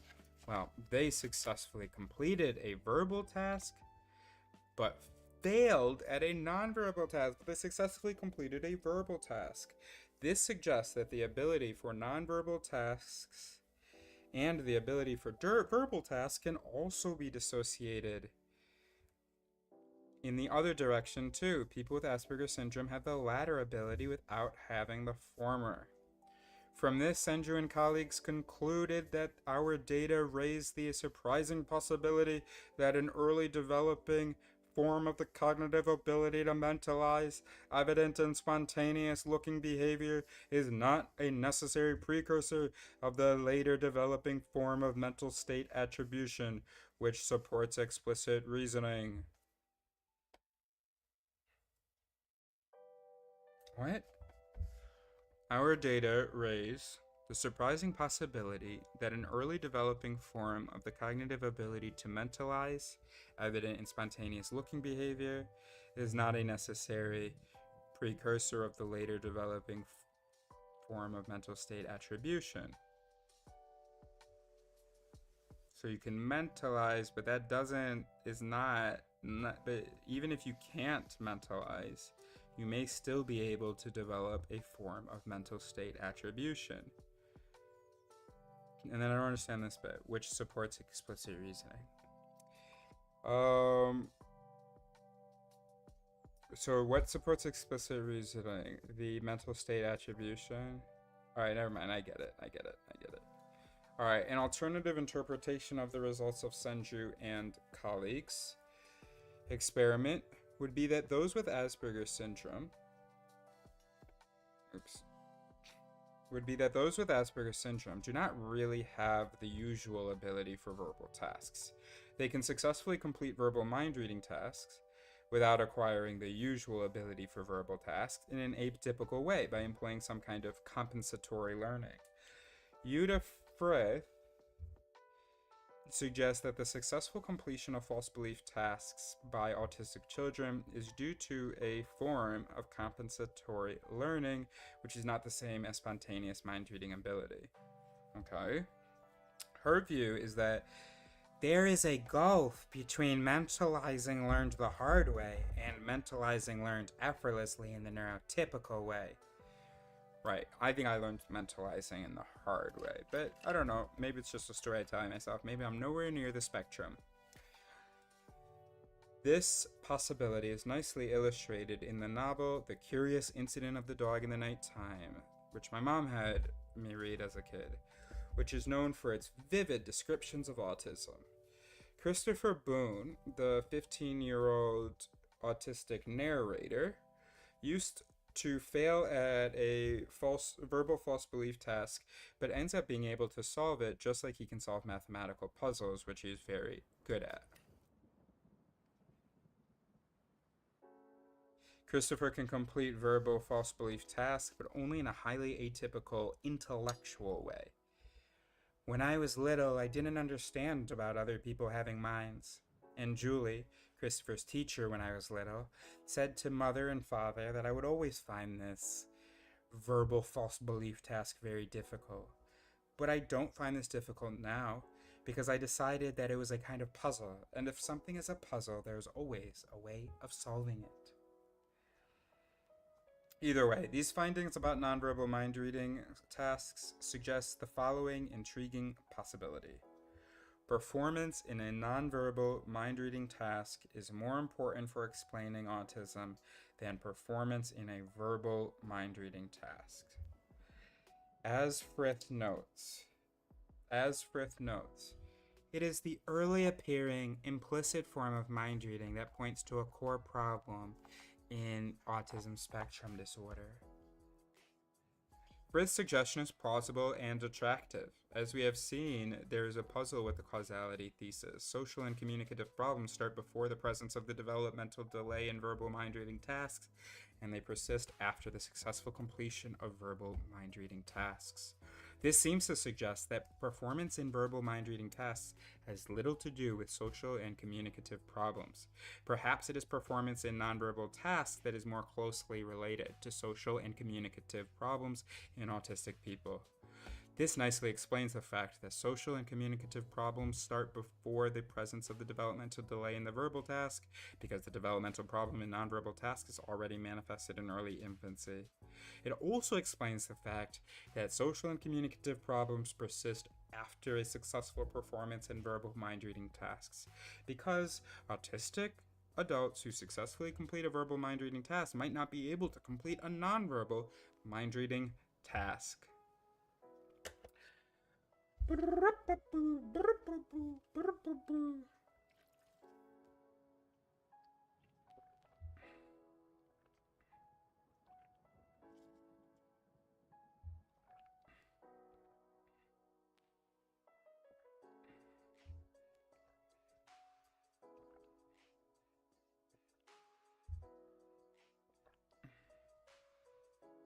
Alright. Let's do the psychopathy and empathy. So psychopathy. We'll now turn to psychopathy. We use the term psychopathy to refer to a condition in which a person demonstrates a remarkable tendency to engage in antisocial behavior, which is often diagnosed according to the Psychopathy Checklist Revised by Robert D. Hare. Psychopathy is similar to antisocial personality disorder in DSM-5, but their diagnostic criteria are somewhat different. I did not know this. Sociopathy could be used as another name for psychopathy, but the term sociopathy accompanies an emphasis on the social aspect of this condition.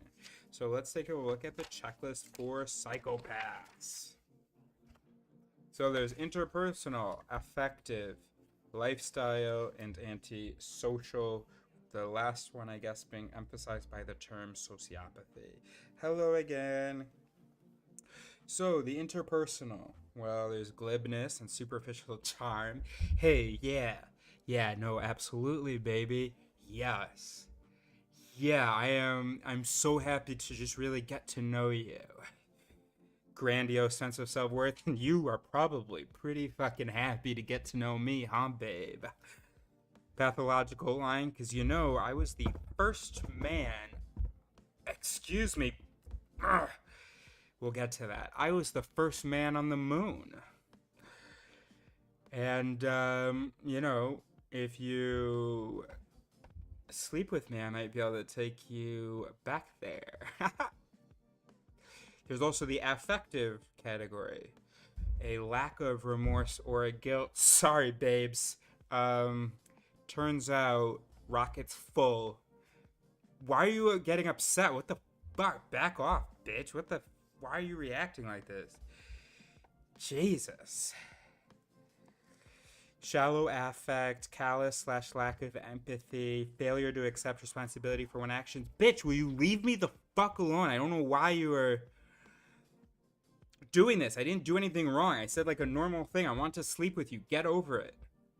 Lifestyle, need for stimulation / proneness to boredom.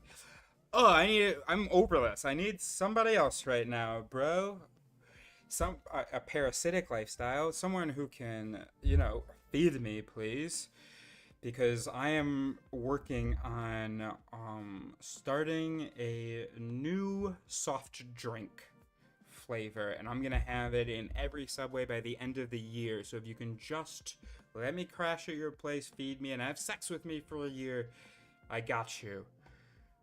Oh, a lack of realistic long-term goals. Impulsivity and irresponsibility. Antisocial, poor behavioral control, early behavioral problems, juvenile delinquency. Stop looking at my record. Revocation of conditional release and criminal versatility. Yes, my criminal profile is quite diverse. Thank you.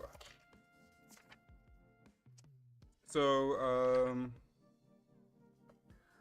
many psychopathic people are dangerous and violent, and many psychopathic people end up in prison, but this is not always the case.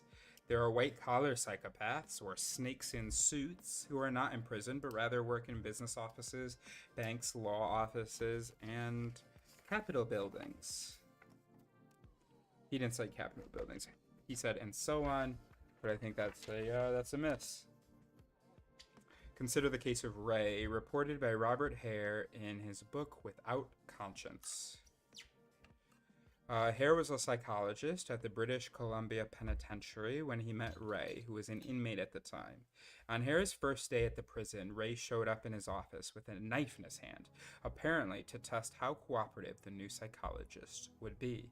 After that encounter, Ray constantly manipulated Hare into doing things for him. On one occasion, he asked him to recommend a transfer from the machine shop where he was working at the time and where he had probably prepared his knife. From there to the kitchen. Ray successfully convinced Hare that he could be a good cook. It turned out that after Ray's transfer to the kitchen, he and other inmates used the ingredients available there to distill alcohol beneath the floor.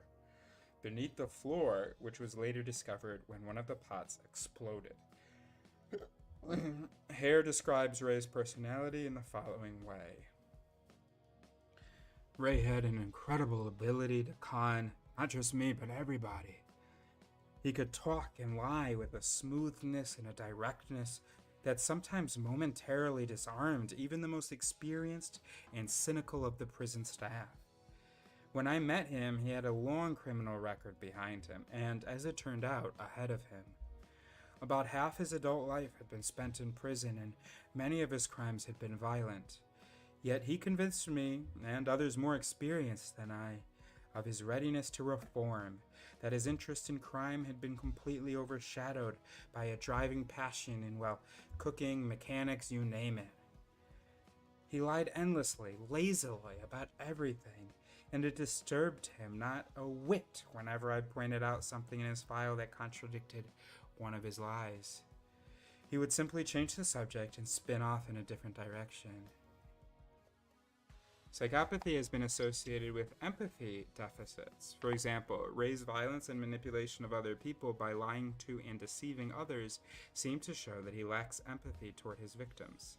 Thus, Hare talks about a deeply disturbing inability to care about the pain and suffering experienced by others. In short, a complete lack of empathy, the prerequisite for love. Mind-reading ability does not seem to be particularly problematic in psychopathy. Apparently, psychopathic people tend to be successful at standard false belief tasks. The fact that Ray could successfully manipulate people seems to suggest an excellent mind-reading ability on his part.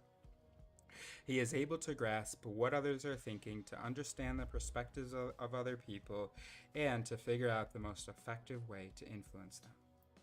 One might think that an empathy impairment is the essence or the central cause of psychopathy.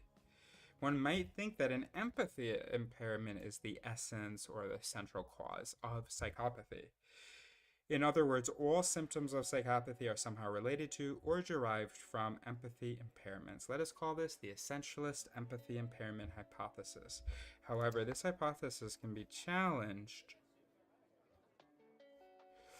challenged for a similar reason for which the essentialist mind-reading impairment hypothesis of autism can be challenged. There are many items in the PCLR, that's the psychopathy checklist, revised. There are many items in the PCLR that do not seem to be directly related to empathy. For example, it is not clear how items such as lack of realistic long-term goals or impulsivity can be explained by an empathy impairment. Again, items like a lack of affect and emotional depth seem to suggest a general form of affective deficit in psychopathy that is not solely related to empathy. But then it is possible that the real essence of psychopathy is a general affective deficit of which an empathy impairment is a consequence. So it's not the cause, but the consequence. It is not surprising that somebody with a general affective deficit is not capable of affective emphasizing. So perhaps it is safe to consider a weaker form of the empathy impairment hypothesis. Problems of empathy might not explain everything there is about psychopathy, but are nonetheless responsible for the most salient features of it, that is, the tendency to engage in antisocial behavior. All antisocial behavioral problems are somehow related to or derived from an empathy impairment. Let us call this the non-essentialist empathy impairment hypothesis.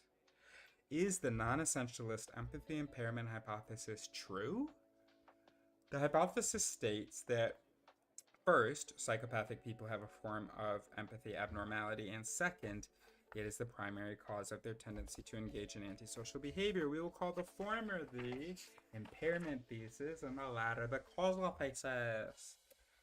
The impairment thesis in the non-essentialist empathy impairment hypothesis, and the latter the causality thesis in it. We will now discuss both, starting with the former. So, empathy impairments. So, it is widely accepted that the abnormality thesis is true. Psychopathy involves some form of empathy impairment. However, difficult questions arise concerning the kind of impairment it involves and the severity of it. Assessing somebody's empathic capacity is not more difficult than assessing somebody's mind-reading ability. For one thing, there are empirical difficulties.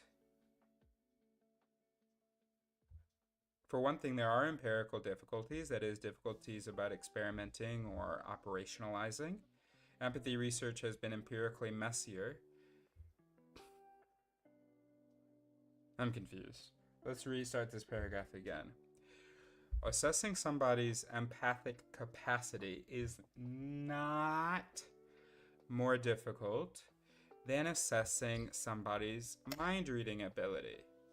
For one thing, there are empirical difficulties. That is, difficulties about experimenting.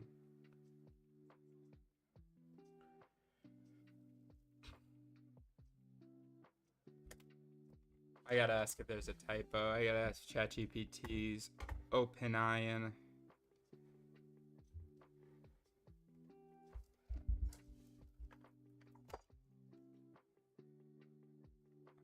accidentally just shut it off or something.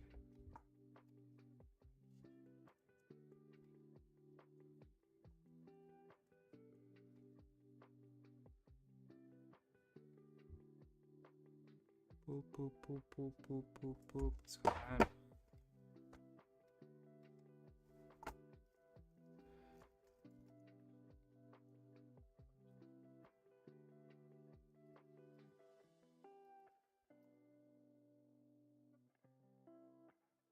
I should really put this in my reading conversation,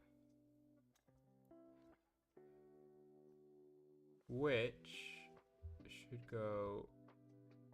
What? God damn it, you're confused, bro.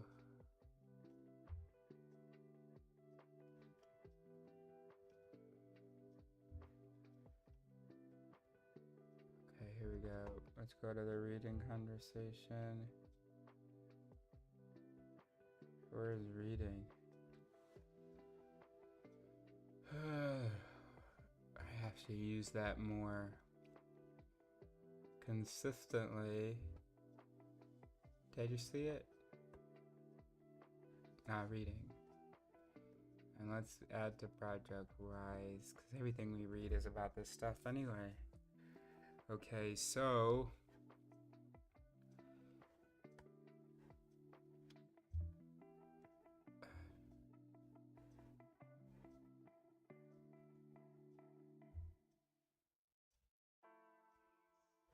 great. So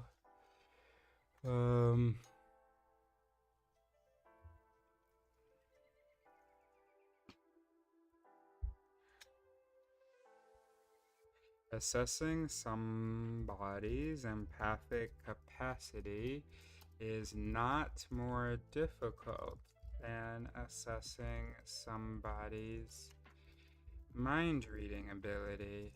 For one thing, there are empirical difficulties. That is, difficulties about experimenting. Difficulties? Yeah, I've had women with difficulties. Difficulties about experimenting, or I can't really handle them when they're too big. One time I was just like, abort. I'm sorry, abort. We can like hang out, but abort. I have no idea what's going on right now. That is, difficulties about experimenting or operationalizing. Empathy research has been empirically messier than mind reading research. Oh, you don't even. Oh, you can see. Okay. Than mind reading research. For instance, empathy research has not been fortunate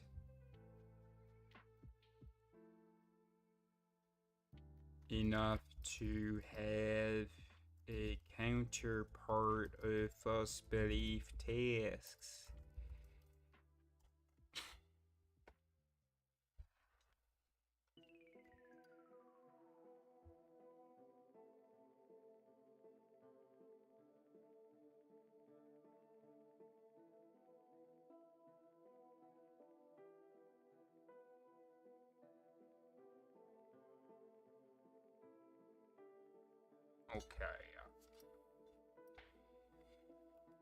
Okay, just checking. By the way, you know what that is? That's a great example. People call me arrogant. I can't even know if something's a typo without, checking. Even if it's pretty freaking obvious like this was. I want to write that down actually real quick.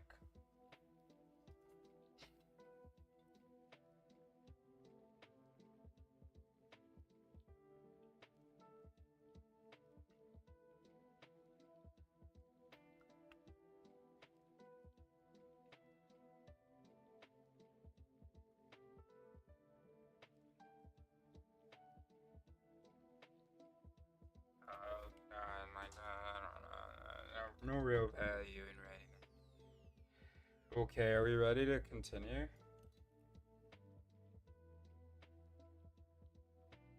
wish that were easier to read. I wonder whether it's easier. Is it easier now?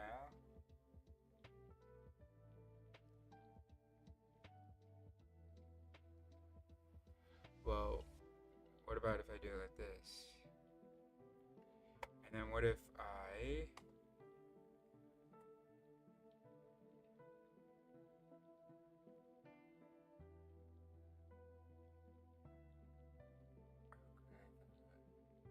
I think it is easier to read now. Excellent.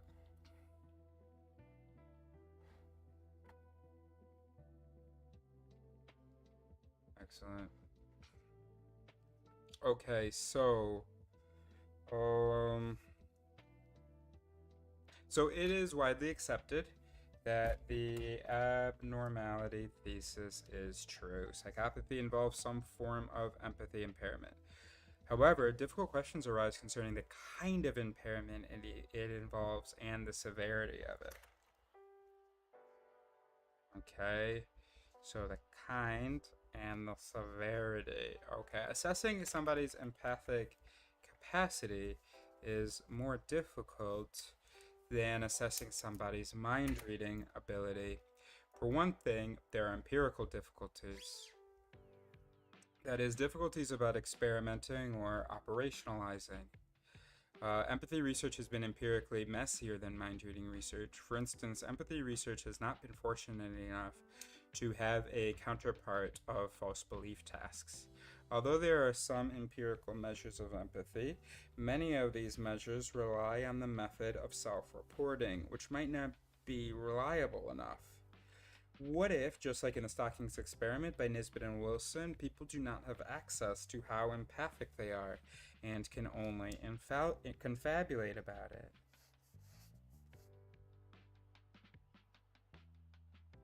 There are also conceptual difficulties and confusions. Empathy research has been conceptually messier than mind reading research. There is little conceptual confusion about what mind reading is in mind reading research. Mind reading is the capacity to attribute mental states to others to predict and explain their behavior, although different people can adopt different terminology. Mind reading, theory of mind, mentalizing, etc. In contrast, there is little consensus when it comes to understanding empathy. The term empathy has been used in many different ways. For example, empathy can be occurrent. Empathy is a particular feeling that occurs at a particular time, or dispositional. Empathy is a stable disposition or character trait. And we can go back to chapter 5 for the different senses of empathy. How severe are the problems with empathy in psychopathy? The extreme view is that psychopathic people completely lack empathy. And describing psychopathy, for example, Hare talks about the complete lack of empathy. And Baron Cohen talks about the 0 degree of empathy.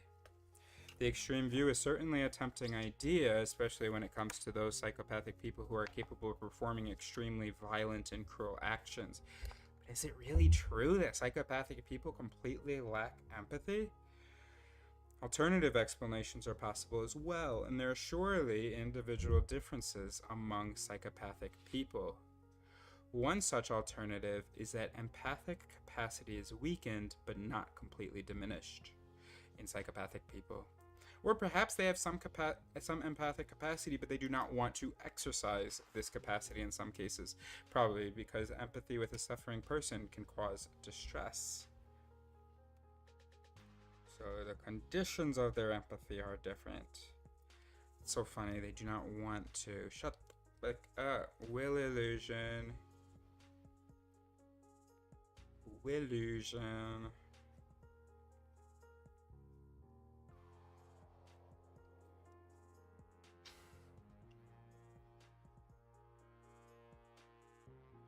Another alternative is that empathic capacity is only biased and is not diminished in psychopathic people. In chapter 5, we saw that empathy is biased in neurotypical populations. Many find it easier to empathize. This is the same thing. Biased, easier. Many people find it easier to empathize with those who are near and dear than with those who are not. What psychopathic people exhibit is not something different in kind, but rather something different only in degree from the biases in the neurotypical population. Psychopathic people have an exaggerated form of empathy bias. For example, a psychopathic male might find it particularly difficult to empathize with the suffering of female teenagers, but he can perfectly empathize with the suffering of other groups of people, such as elderly people, or the suffering of non-human animals, such as dogs. Okay. Now, do empathy impairments explain psychopathy? So what about the causality thesis? Is it really true that psychopathic antisocial behavior is causally driven by an empathy impairment? One might think that the answer is clearly yes. After all, psychopathy, which is associated with antisocial behavior, is diagnosed by the psychopathic checklist revised, which does include empathy impairments. It says callous/lack of empathy. So there has to be a causal connection between empathy impairments and psychopathic antisocial behavior. Okay, well, this reasoning is, however, too hasty. As we have already pointed out above, empathy impairments are a factor in psychopathy, but they are not the only factor. Callous/lack of empathy is just two items in the PCLR among many other items. The diagnosis of psychopathy is given when a person's PCLR score is more than 30 out of 40, which means that it is possible for a person to receive the diagnosis. Oh, that's the one item. Okay, very good. To receive the diagnosis of psychopathy while still possessing empathic concern. Moreover, even if a psychopathic person exhibits callousness/lack of empathy, it might not be responsible for the person's antisocial behavior. Other items, e.g. impulsivity and poor behavioral control, suggest a lack of self-control, and some other items, e.g. parasitic lifestyle and lack of realistic long-term goals, indicate lifestyle problems. It is not obvious that antisocial behavior in psychopathy is more strongly associated with empathy impairments than these other factors. A related problem is that psychopathy can be divided into some subtypes, and different subtypes might require different explanations of antisocial behavior. One distinction is between primary psychopathy, which is low anxious psychopathy, and secondary psychopathy, which is high anxious psychopathy. The former is characterized by callousness, shallow affect, superficial charm, and so on, while the latter is characterized by impulsivity and lack of long-term goals, and so on. Alright, that's interesting. I never knew about primary versus secondary psychopathy. Just low anxious, characterized by callousness, shallow affect, superficial charm, whereas the latter, which is high anxious, is characterized by impulsivity and lack of long-term goals, and so on. It is not at all clear that antisocial behavior in the two groups should be explained in the same way in terms of empathy impairments. For instance, antisocial behavior in the secondary group tends to be reactive. E.g. aggression in response to an insult. What the fuck did you say to me? An attack or something similar. The antisocial behavior in this group might be more easily explained by a lack of self-control or lifestyle problems than by empathy deficits. Lack of self-control being a problem with the prefrontal, with the frontal. Hey, you're not bothering anybody over there, are you, buddy? Talking to you. Another challenge to the causality thesis is that the thesis predicts that antisocial behavior will be seen in another condition which also involves empathy impairments, but this prediction does not seem plausible. For example, it has been suggested that autism involves both mind reading and empathy impairments. The person with classic low-functioning autism often lacks both of these components of empathy, that is, cognitive empathy and affective empathy. But autistic people do not typically exhibit the kind of antisocial behavior we see in cases of psychopathy. In fact, Baron Cohen argues that autistic people are super moral rather than immoral. Hell yeah, we are. I had no idea that was a, well, it doesn't necessarily mean super moral in that sort of the established or accepted morality is adhered to. It's more of that whatever our concept is. I read this in a YouTube comment, and I'll never forget it.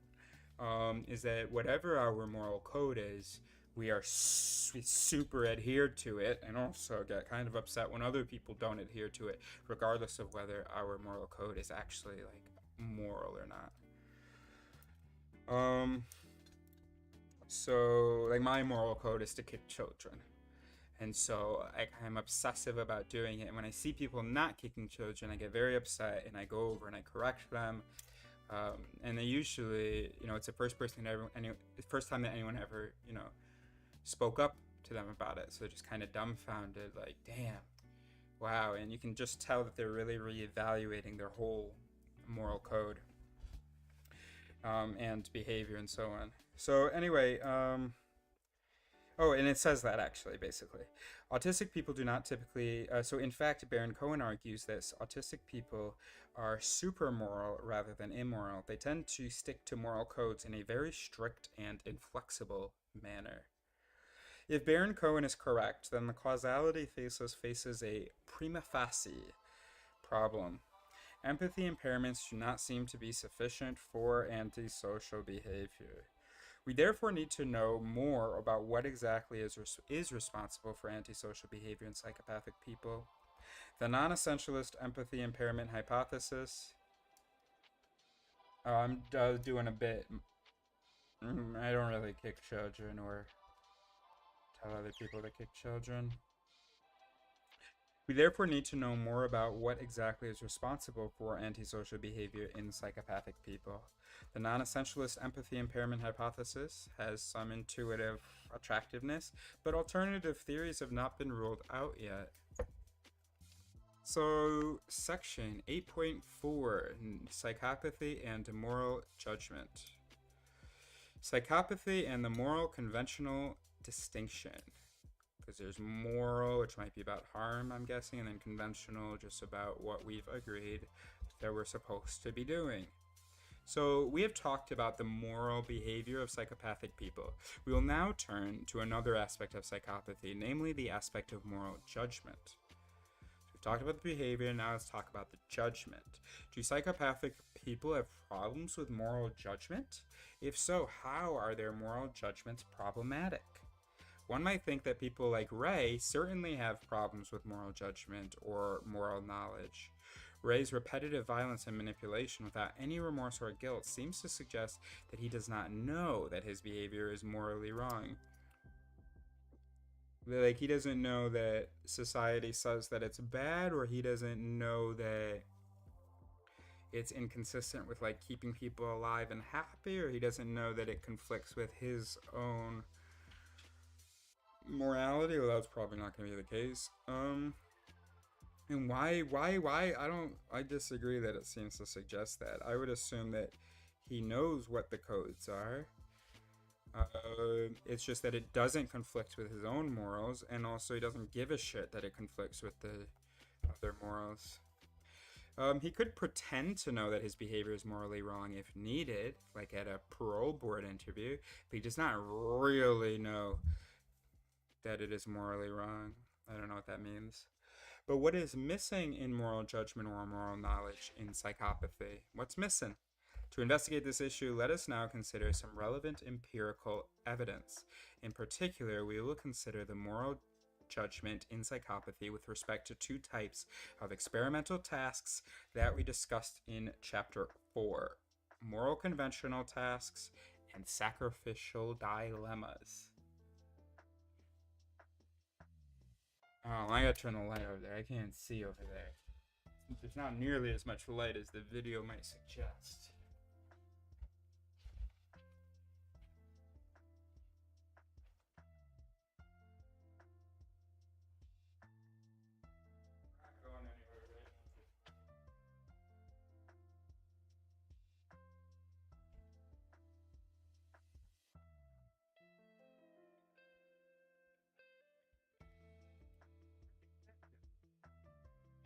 I don't know.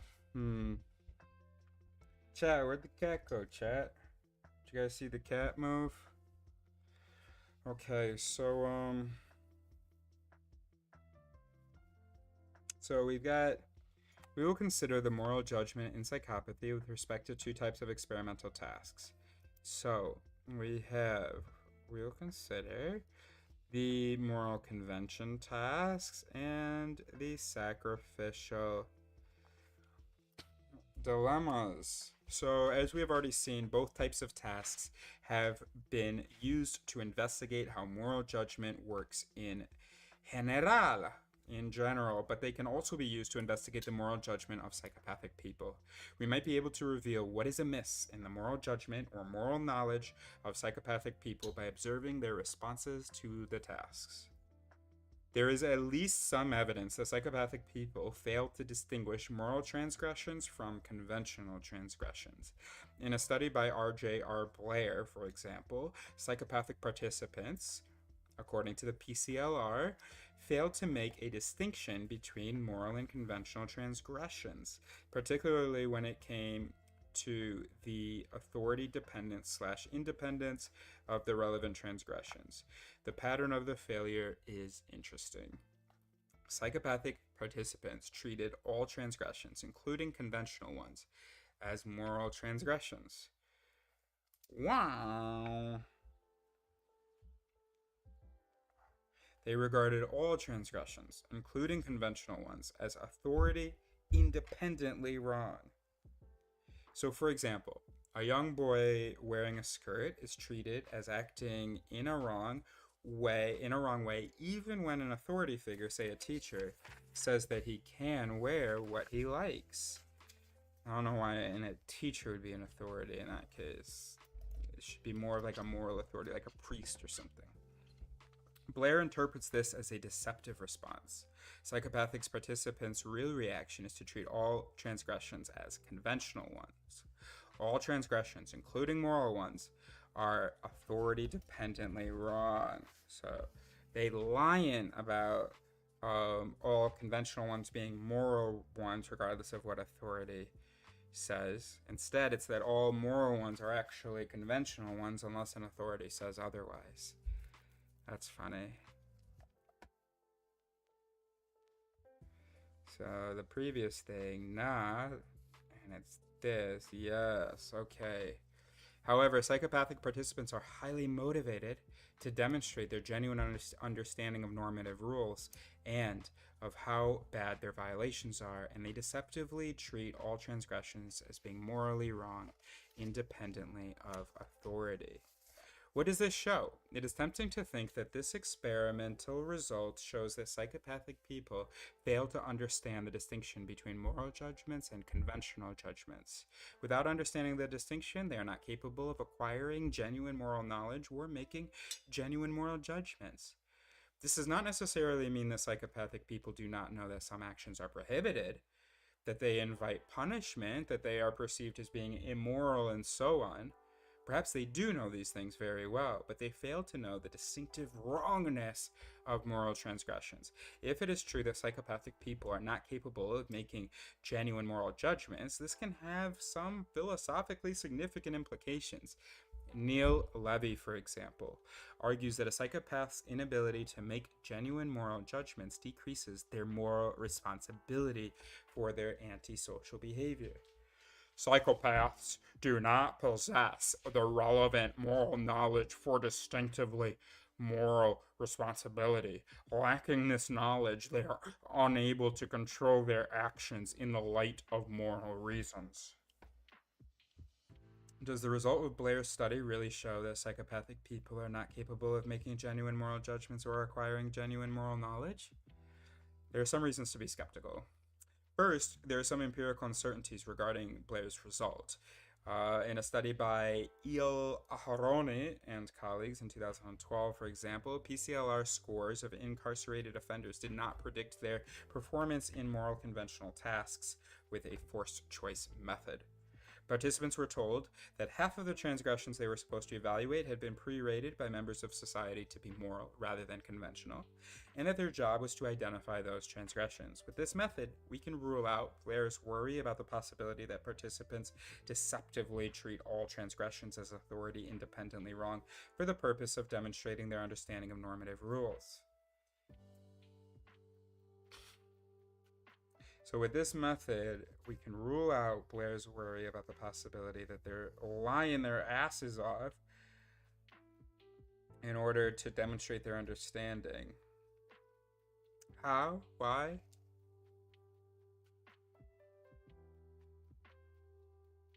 I'm not sure.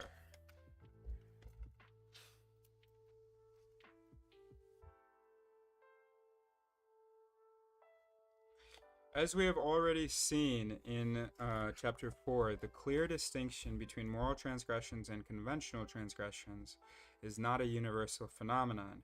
It is restricted only within some cultural and socioeconomic groups. It would be too hasty to conclude that psychopathic people lack moral knowledge just because they fail to draw the line between moral and conventional transgressions, in the same way that people in some particular groups do. That is, Western or high socioeconomic groups do.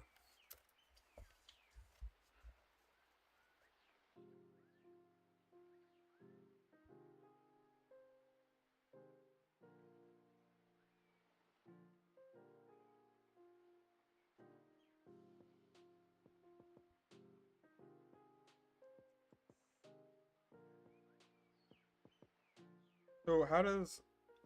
Don't we need, like, the results of the experiment? I don't understand what's going on right here.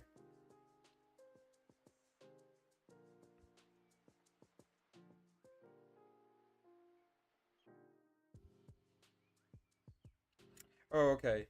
So the PCLR scores of incarcerated offenders, oh, here are the results, did not predict their performance. So there's no correlation between how much of a psychopath they were and how good they were at identifying moral versus conventional tasks. Got you. Got you. Got you. Got you.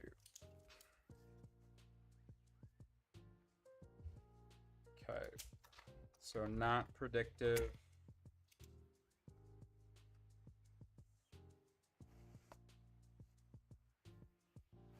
Okay. Which means, wait, hold on. Have I actually connected all the dots here? Right, which means that they're not just pretending.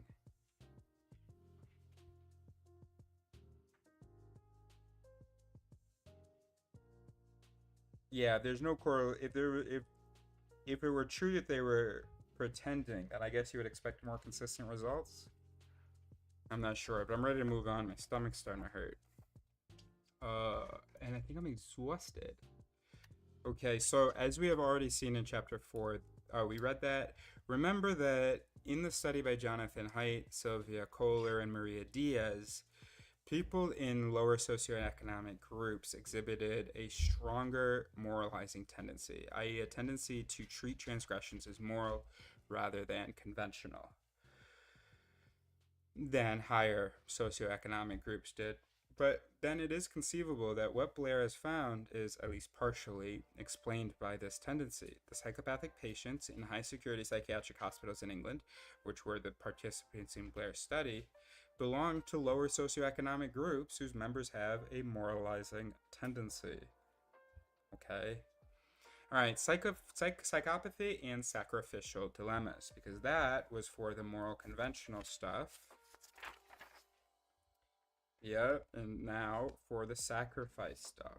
Another limitation of Blair's study is that it does not take into account different kinds of moral judgments. In particular, it does not account of the difference between deontological judgments that are driven by emotional processes and utilitarian judgments that are driven by reasoning processes.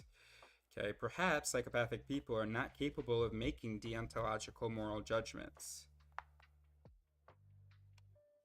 probably due to their affective deficits, e.g., their lack of affect and emotional depth. But they might still be capable of making utilitarian moral judgments. This leads us to the second set of experiments with sacrificial dilemmas.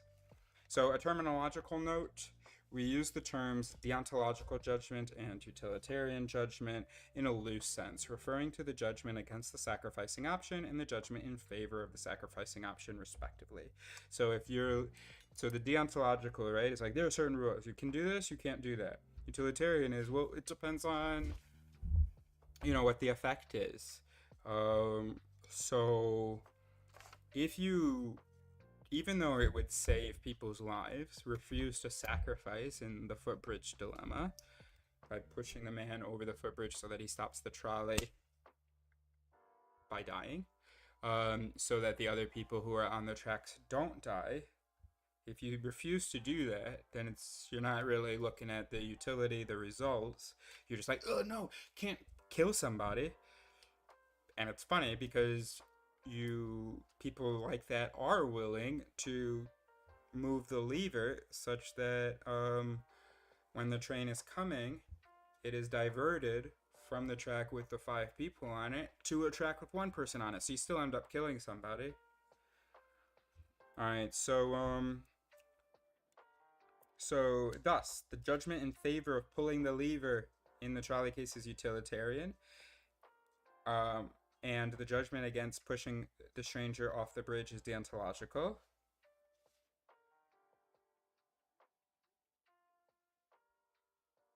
What? But what about... Why wouldn't it be the judgment in favor of pushing the man in the footbridge case is utilitarian? We do not presuppose the commitment interpretation that we talked about in Chapter 4 of deontological and utilitarian judgment. In other words, we do not presuppose that anyone who makes the utilitarian decision to pull the lever is genuinely committed to utilitarian principles, or that anyone who makes the deontological decision to not push the stranger off the bridge is genuinely committed to deontological principles. I'm going to say that this is a mistake, because even a deontologist is going to be willing to pull the lever because the deontologist has no affective response or no rule against, no prohibition about levers. But I'm trying to finish, so we're not going to look that up. But I'm pretty sure that's a typo.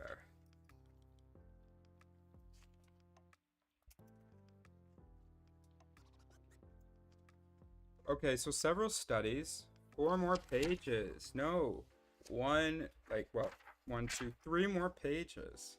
So exciting. Oh, 4, because we're going to read the questions.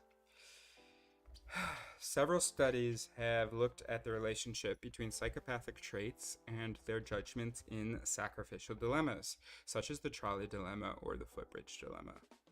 Overall, they seem to suggest a correlation between psychopathic traits and the tendency to make utilitarian judgments in sacrificial dilemmas. In one study, for example, Michael Koenigs and colleagues found that when compared to non-psychopathic participants, psychopathic participants who scored 30 or above in the PCLR were significantly more likely, the psychopathic participants were significantly more likely to endorse a utilitarian judgment in sacrificial dilemmas. Low anxious psychopathic participants, but not high anxious psychopathic participants, were significantly more likely to endorse a utilitarian judgment in personal dilemmas, such as the footbridge dilemma. So that's sacrificial and personal. But once it became personal, you had to actually be up there and push the guy. The low anxious were like, I mean, I'm all good with utilitarian shit. Not that I really care about morality or about people surviving, but yeah, I'd be fine. But you're saying I have to actually push a person? I got anxiety issues. Sorry, bro. I wish. I want to kill him, but killing just gets me anxious, though. So what are the implications of these results? One possible implication concerns the role of sacrificial dilemmas in the study of moral judgment. The role of sacrificial dilemmas. Guy Kahane and colleagues take these results to be a problem for the sacrificial dilemma studies by Joshua Green and colleagues. These studies are not appropriate for the study of utilitarian thinking, since the utilitarian response in the dilemma seems to track psychopathic thinking rather than genuine utilitarian thinking. It tracks psychopathic thinking in the sense of we're sacrificing a person's life in order to achieve a goal and with no hesitation, rather than real utilitarian thinking, which is trying to maximize happiness. These studies do not tell us much about the nature of utilitarianism or the psychological processes of utilitarian thinking. We've already discussed this issue in Chapter 5. Here, instead, we will focus on the issues concerning psychopathy rather than the issues concerning sacrificial dilemmas. There is another implication for psychopathy. Studies involving sacrificial dilemmas seem to suggest the following. Consistent with affective deficits in psychopathy, especially in the low anxious ones, a psychopath's capacity to make emotion-based moral judgments seems to be compromised. This explains their tendency to make utilitarian responses. After all, deontological responses tend to be made in emotion-based processes, which is compromised in psychopathic people. And of course, here's the front of the brain. We have the ventral medial prefrontal cortex, which is involved in that emotional decision making, right? So they may have some kind of damage here, or some damage that feeds here, or some damage receiving from here. And so emotions don't play a big role. Affective processes don't play a big role in their judgments and decisions. This hypothesis sheds a new light on the nature of the problems with moral judgments in psychopathic people. Their impairments in making of moral judgments have little to do with the content of the judgments they make. In fact, the content of their judgments is the same as the content of judgments by genuine utilitarians such as John Stuart Mill, or Peter Singer, who are explicitly committed to utilitarian principles, at least as far as sacrificial dilemmas are concerned. Problems in moral judgments are rather in the process in which the judgment is formed.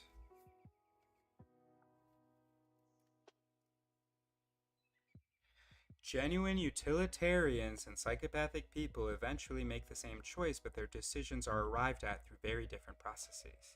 For example, genuine utilitarians eventually arrive at the utilitarian response, but they do so only after the initial stage of being pulled in different directions, i.e., the utilitarian direction and the deontological direction, because there's going to be competition between the ventral medial prefrontal cortex and the dorsolateral prefrontal cortex, which is going to be that, hey, look at the numbers, bro. So this part is going, hey, we got to look at the numbers. This part's going, fuck you, bro. No, it feels wrong to kill someone. Right, but you're going to be saving more people. Oh, fuck you, bro. Okay, look, you're done, bro. I'm answering the question.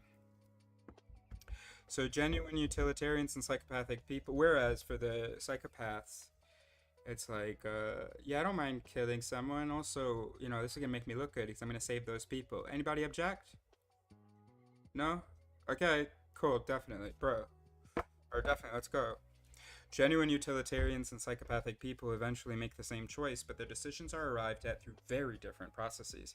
For example, genuine utilitarians eventually arrive at the utilitarian response, but they do so only after the initial stage of being pulled in different directions, the utilitarian and the deontological direction. And they feel the pull towards the deontological option even after they've chosen the utilitarian option. Like, oh man, is that wrong? Oh gosh, I kind of feel like I shouldn't have killed that guy. But no, I saved those other people. A psychopath's route to the utilitarian response is much more straightforward. They bypass the initial stage of being pulled in different directions, and they lack the feeling of being pulled towards the deontological option after choosing the utilitarian option. In short, psychopathic people do not think of a sacrificial dilemma as being a dilemma in the first place. The choices they make in sacrificial dilemmas are not particularly difficult for them. So I really don't think I'm a psychopath. But I definitely don't have the experience of it's like, hold on, you said 5 people will be saved versus 1 dying? Okay, 5 people. Maybe I did just feel a pull there. I don't know, because I just thought about that one person. Maybe I did feel a pull, but it's not as strong or something, I don't know.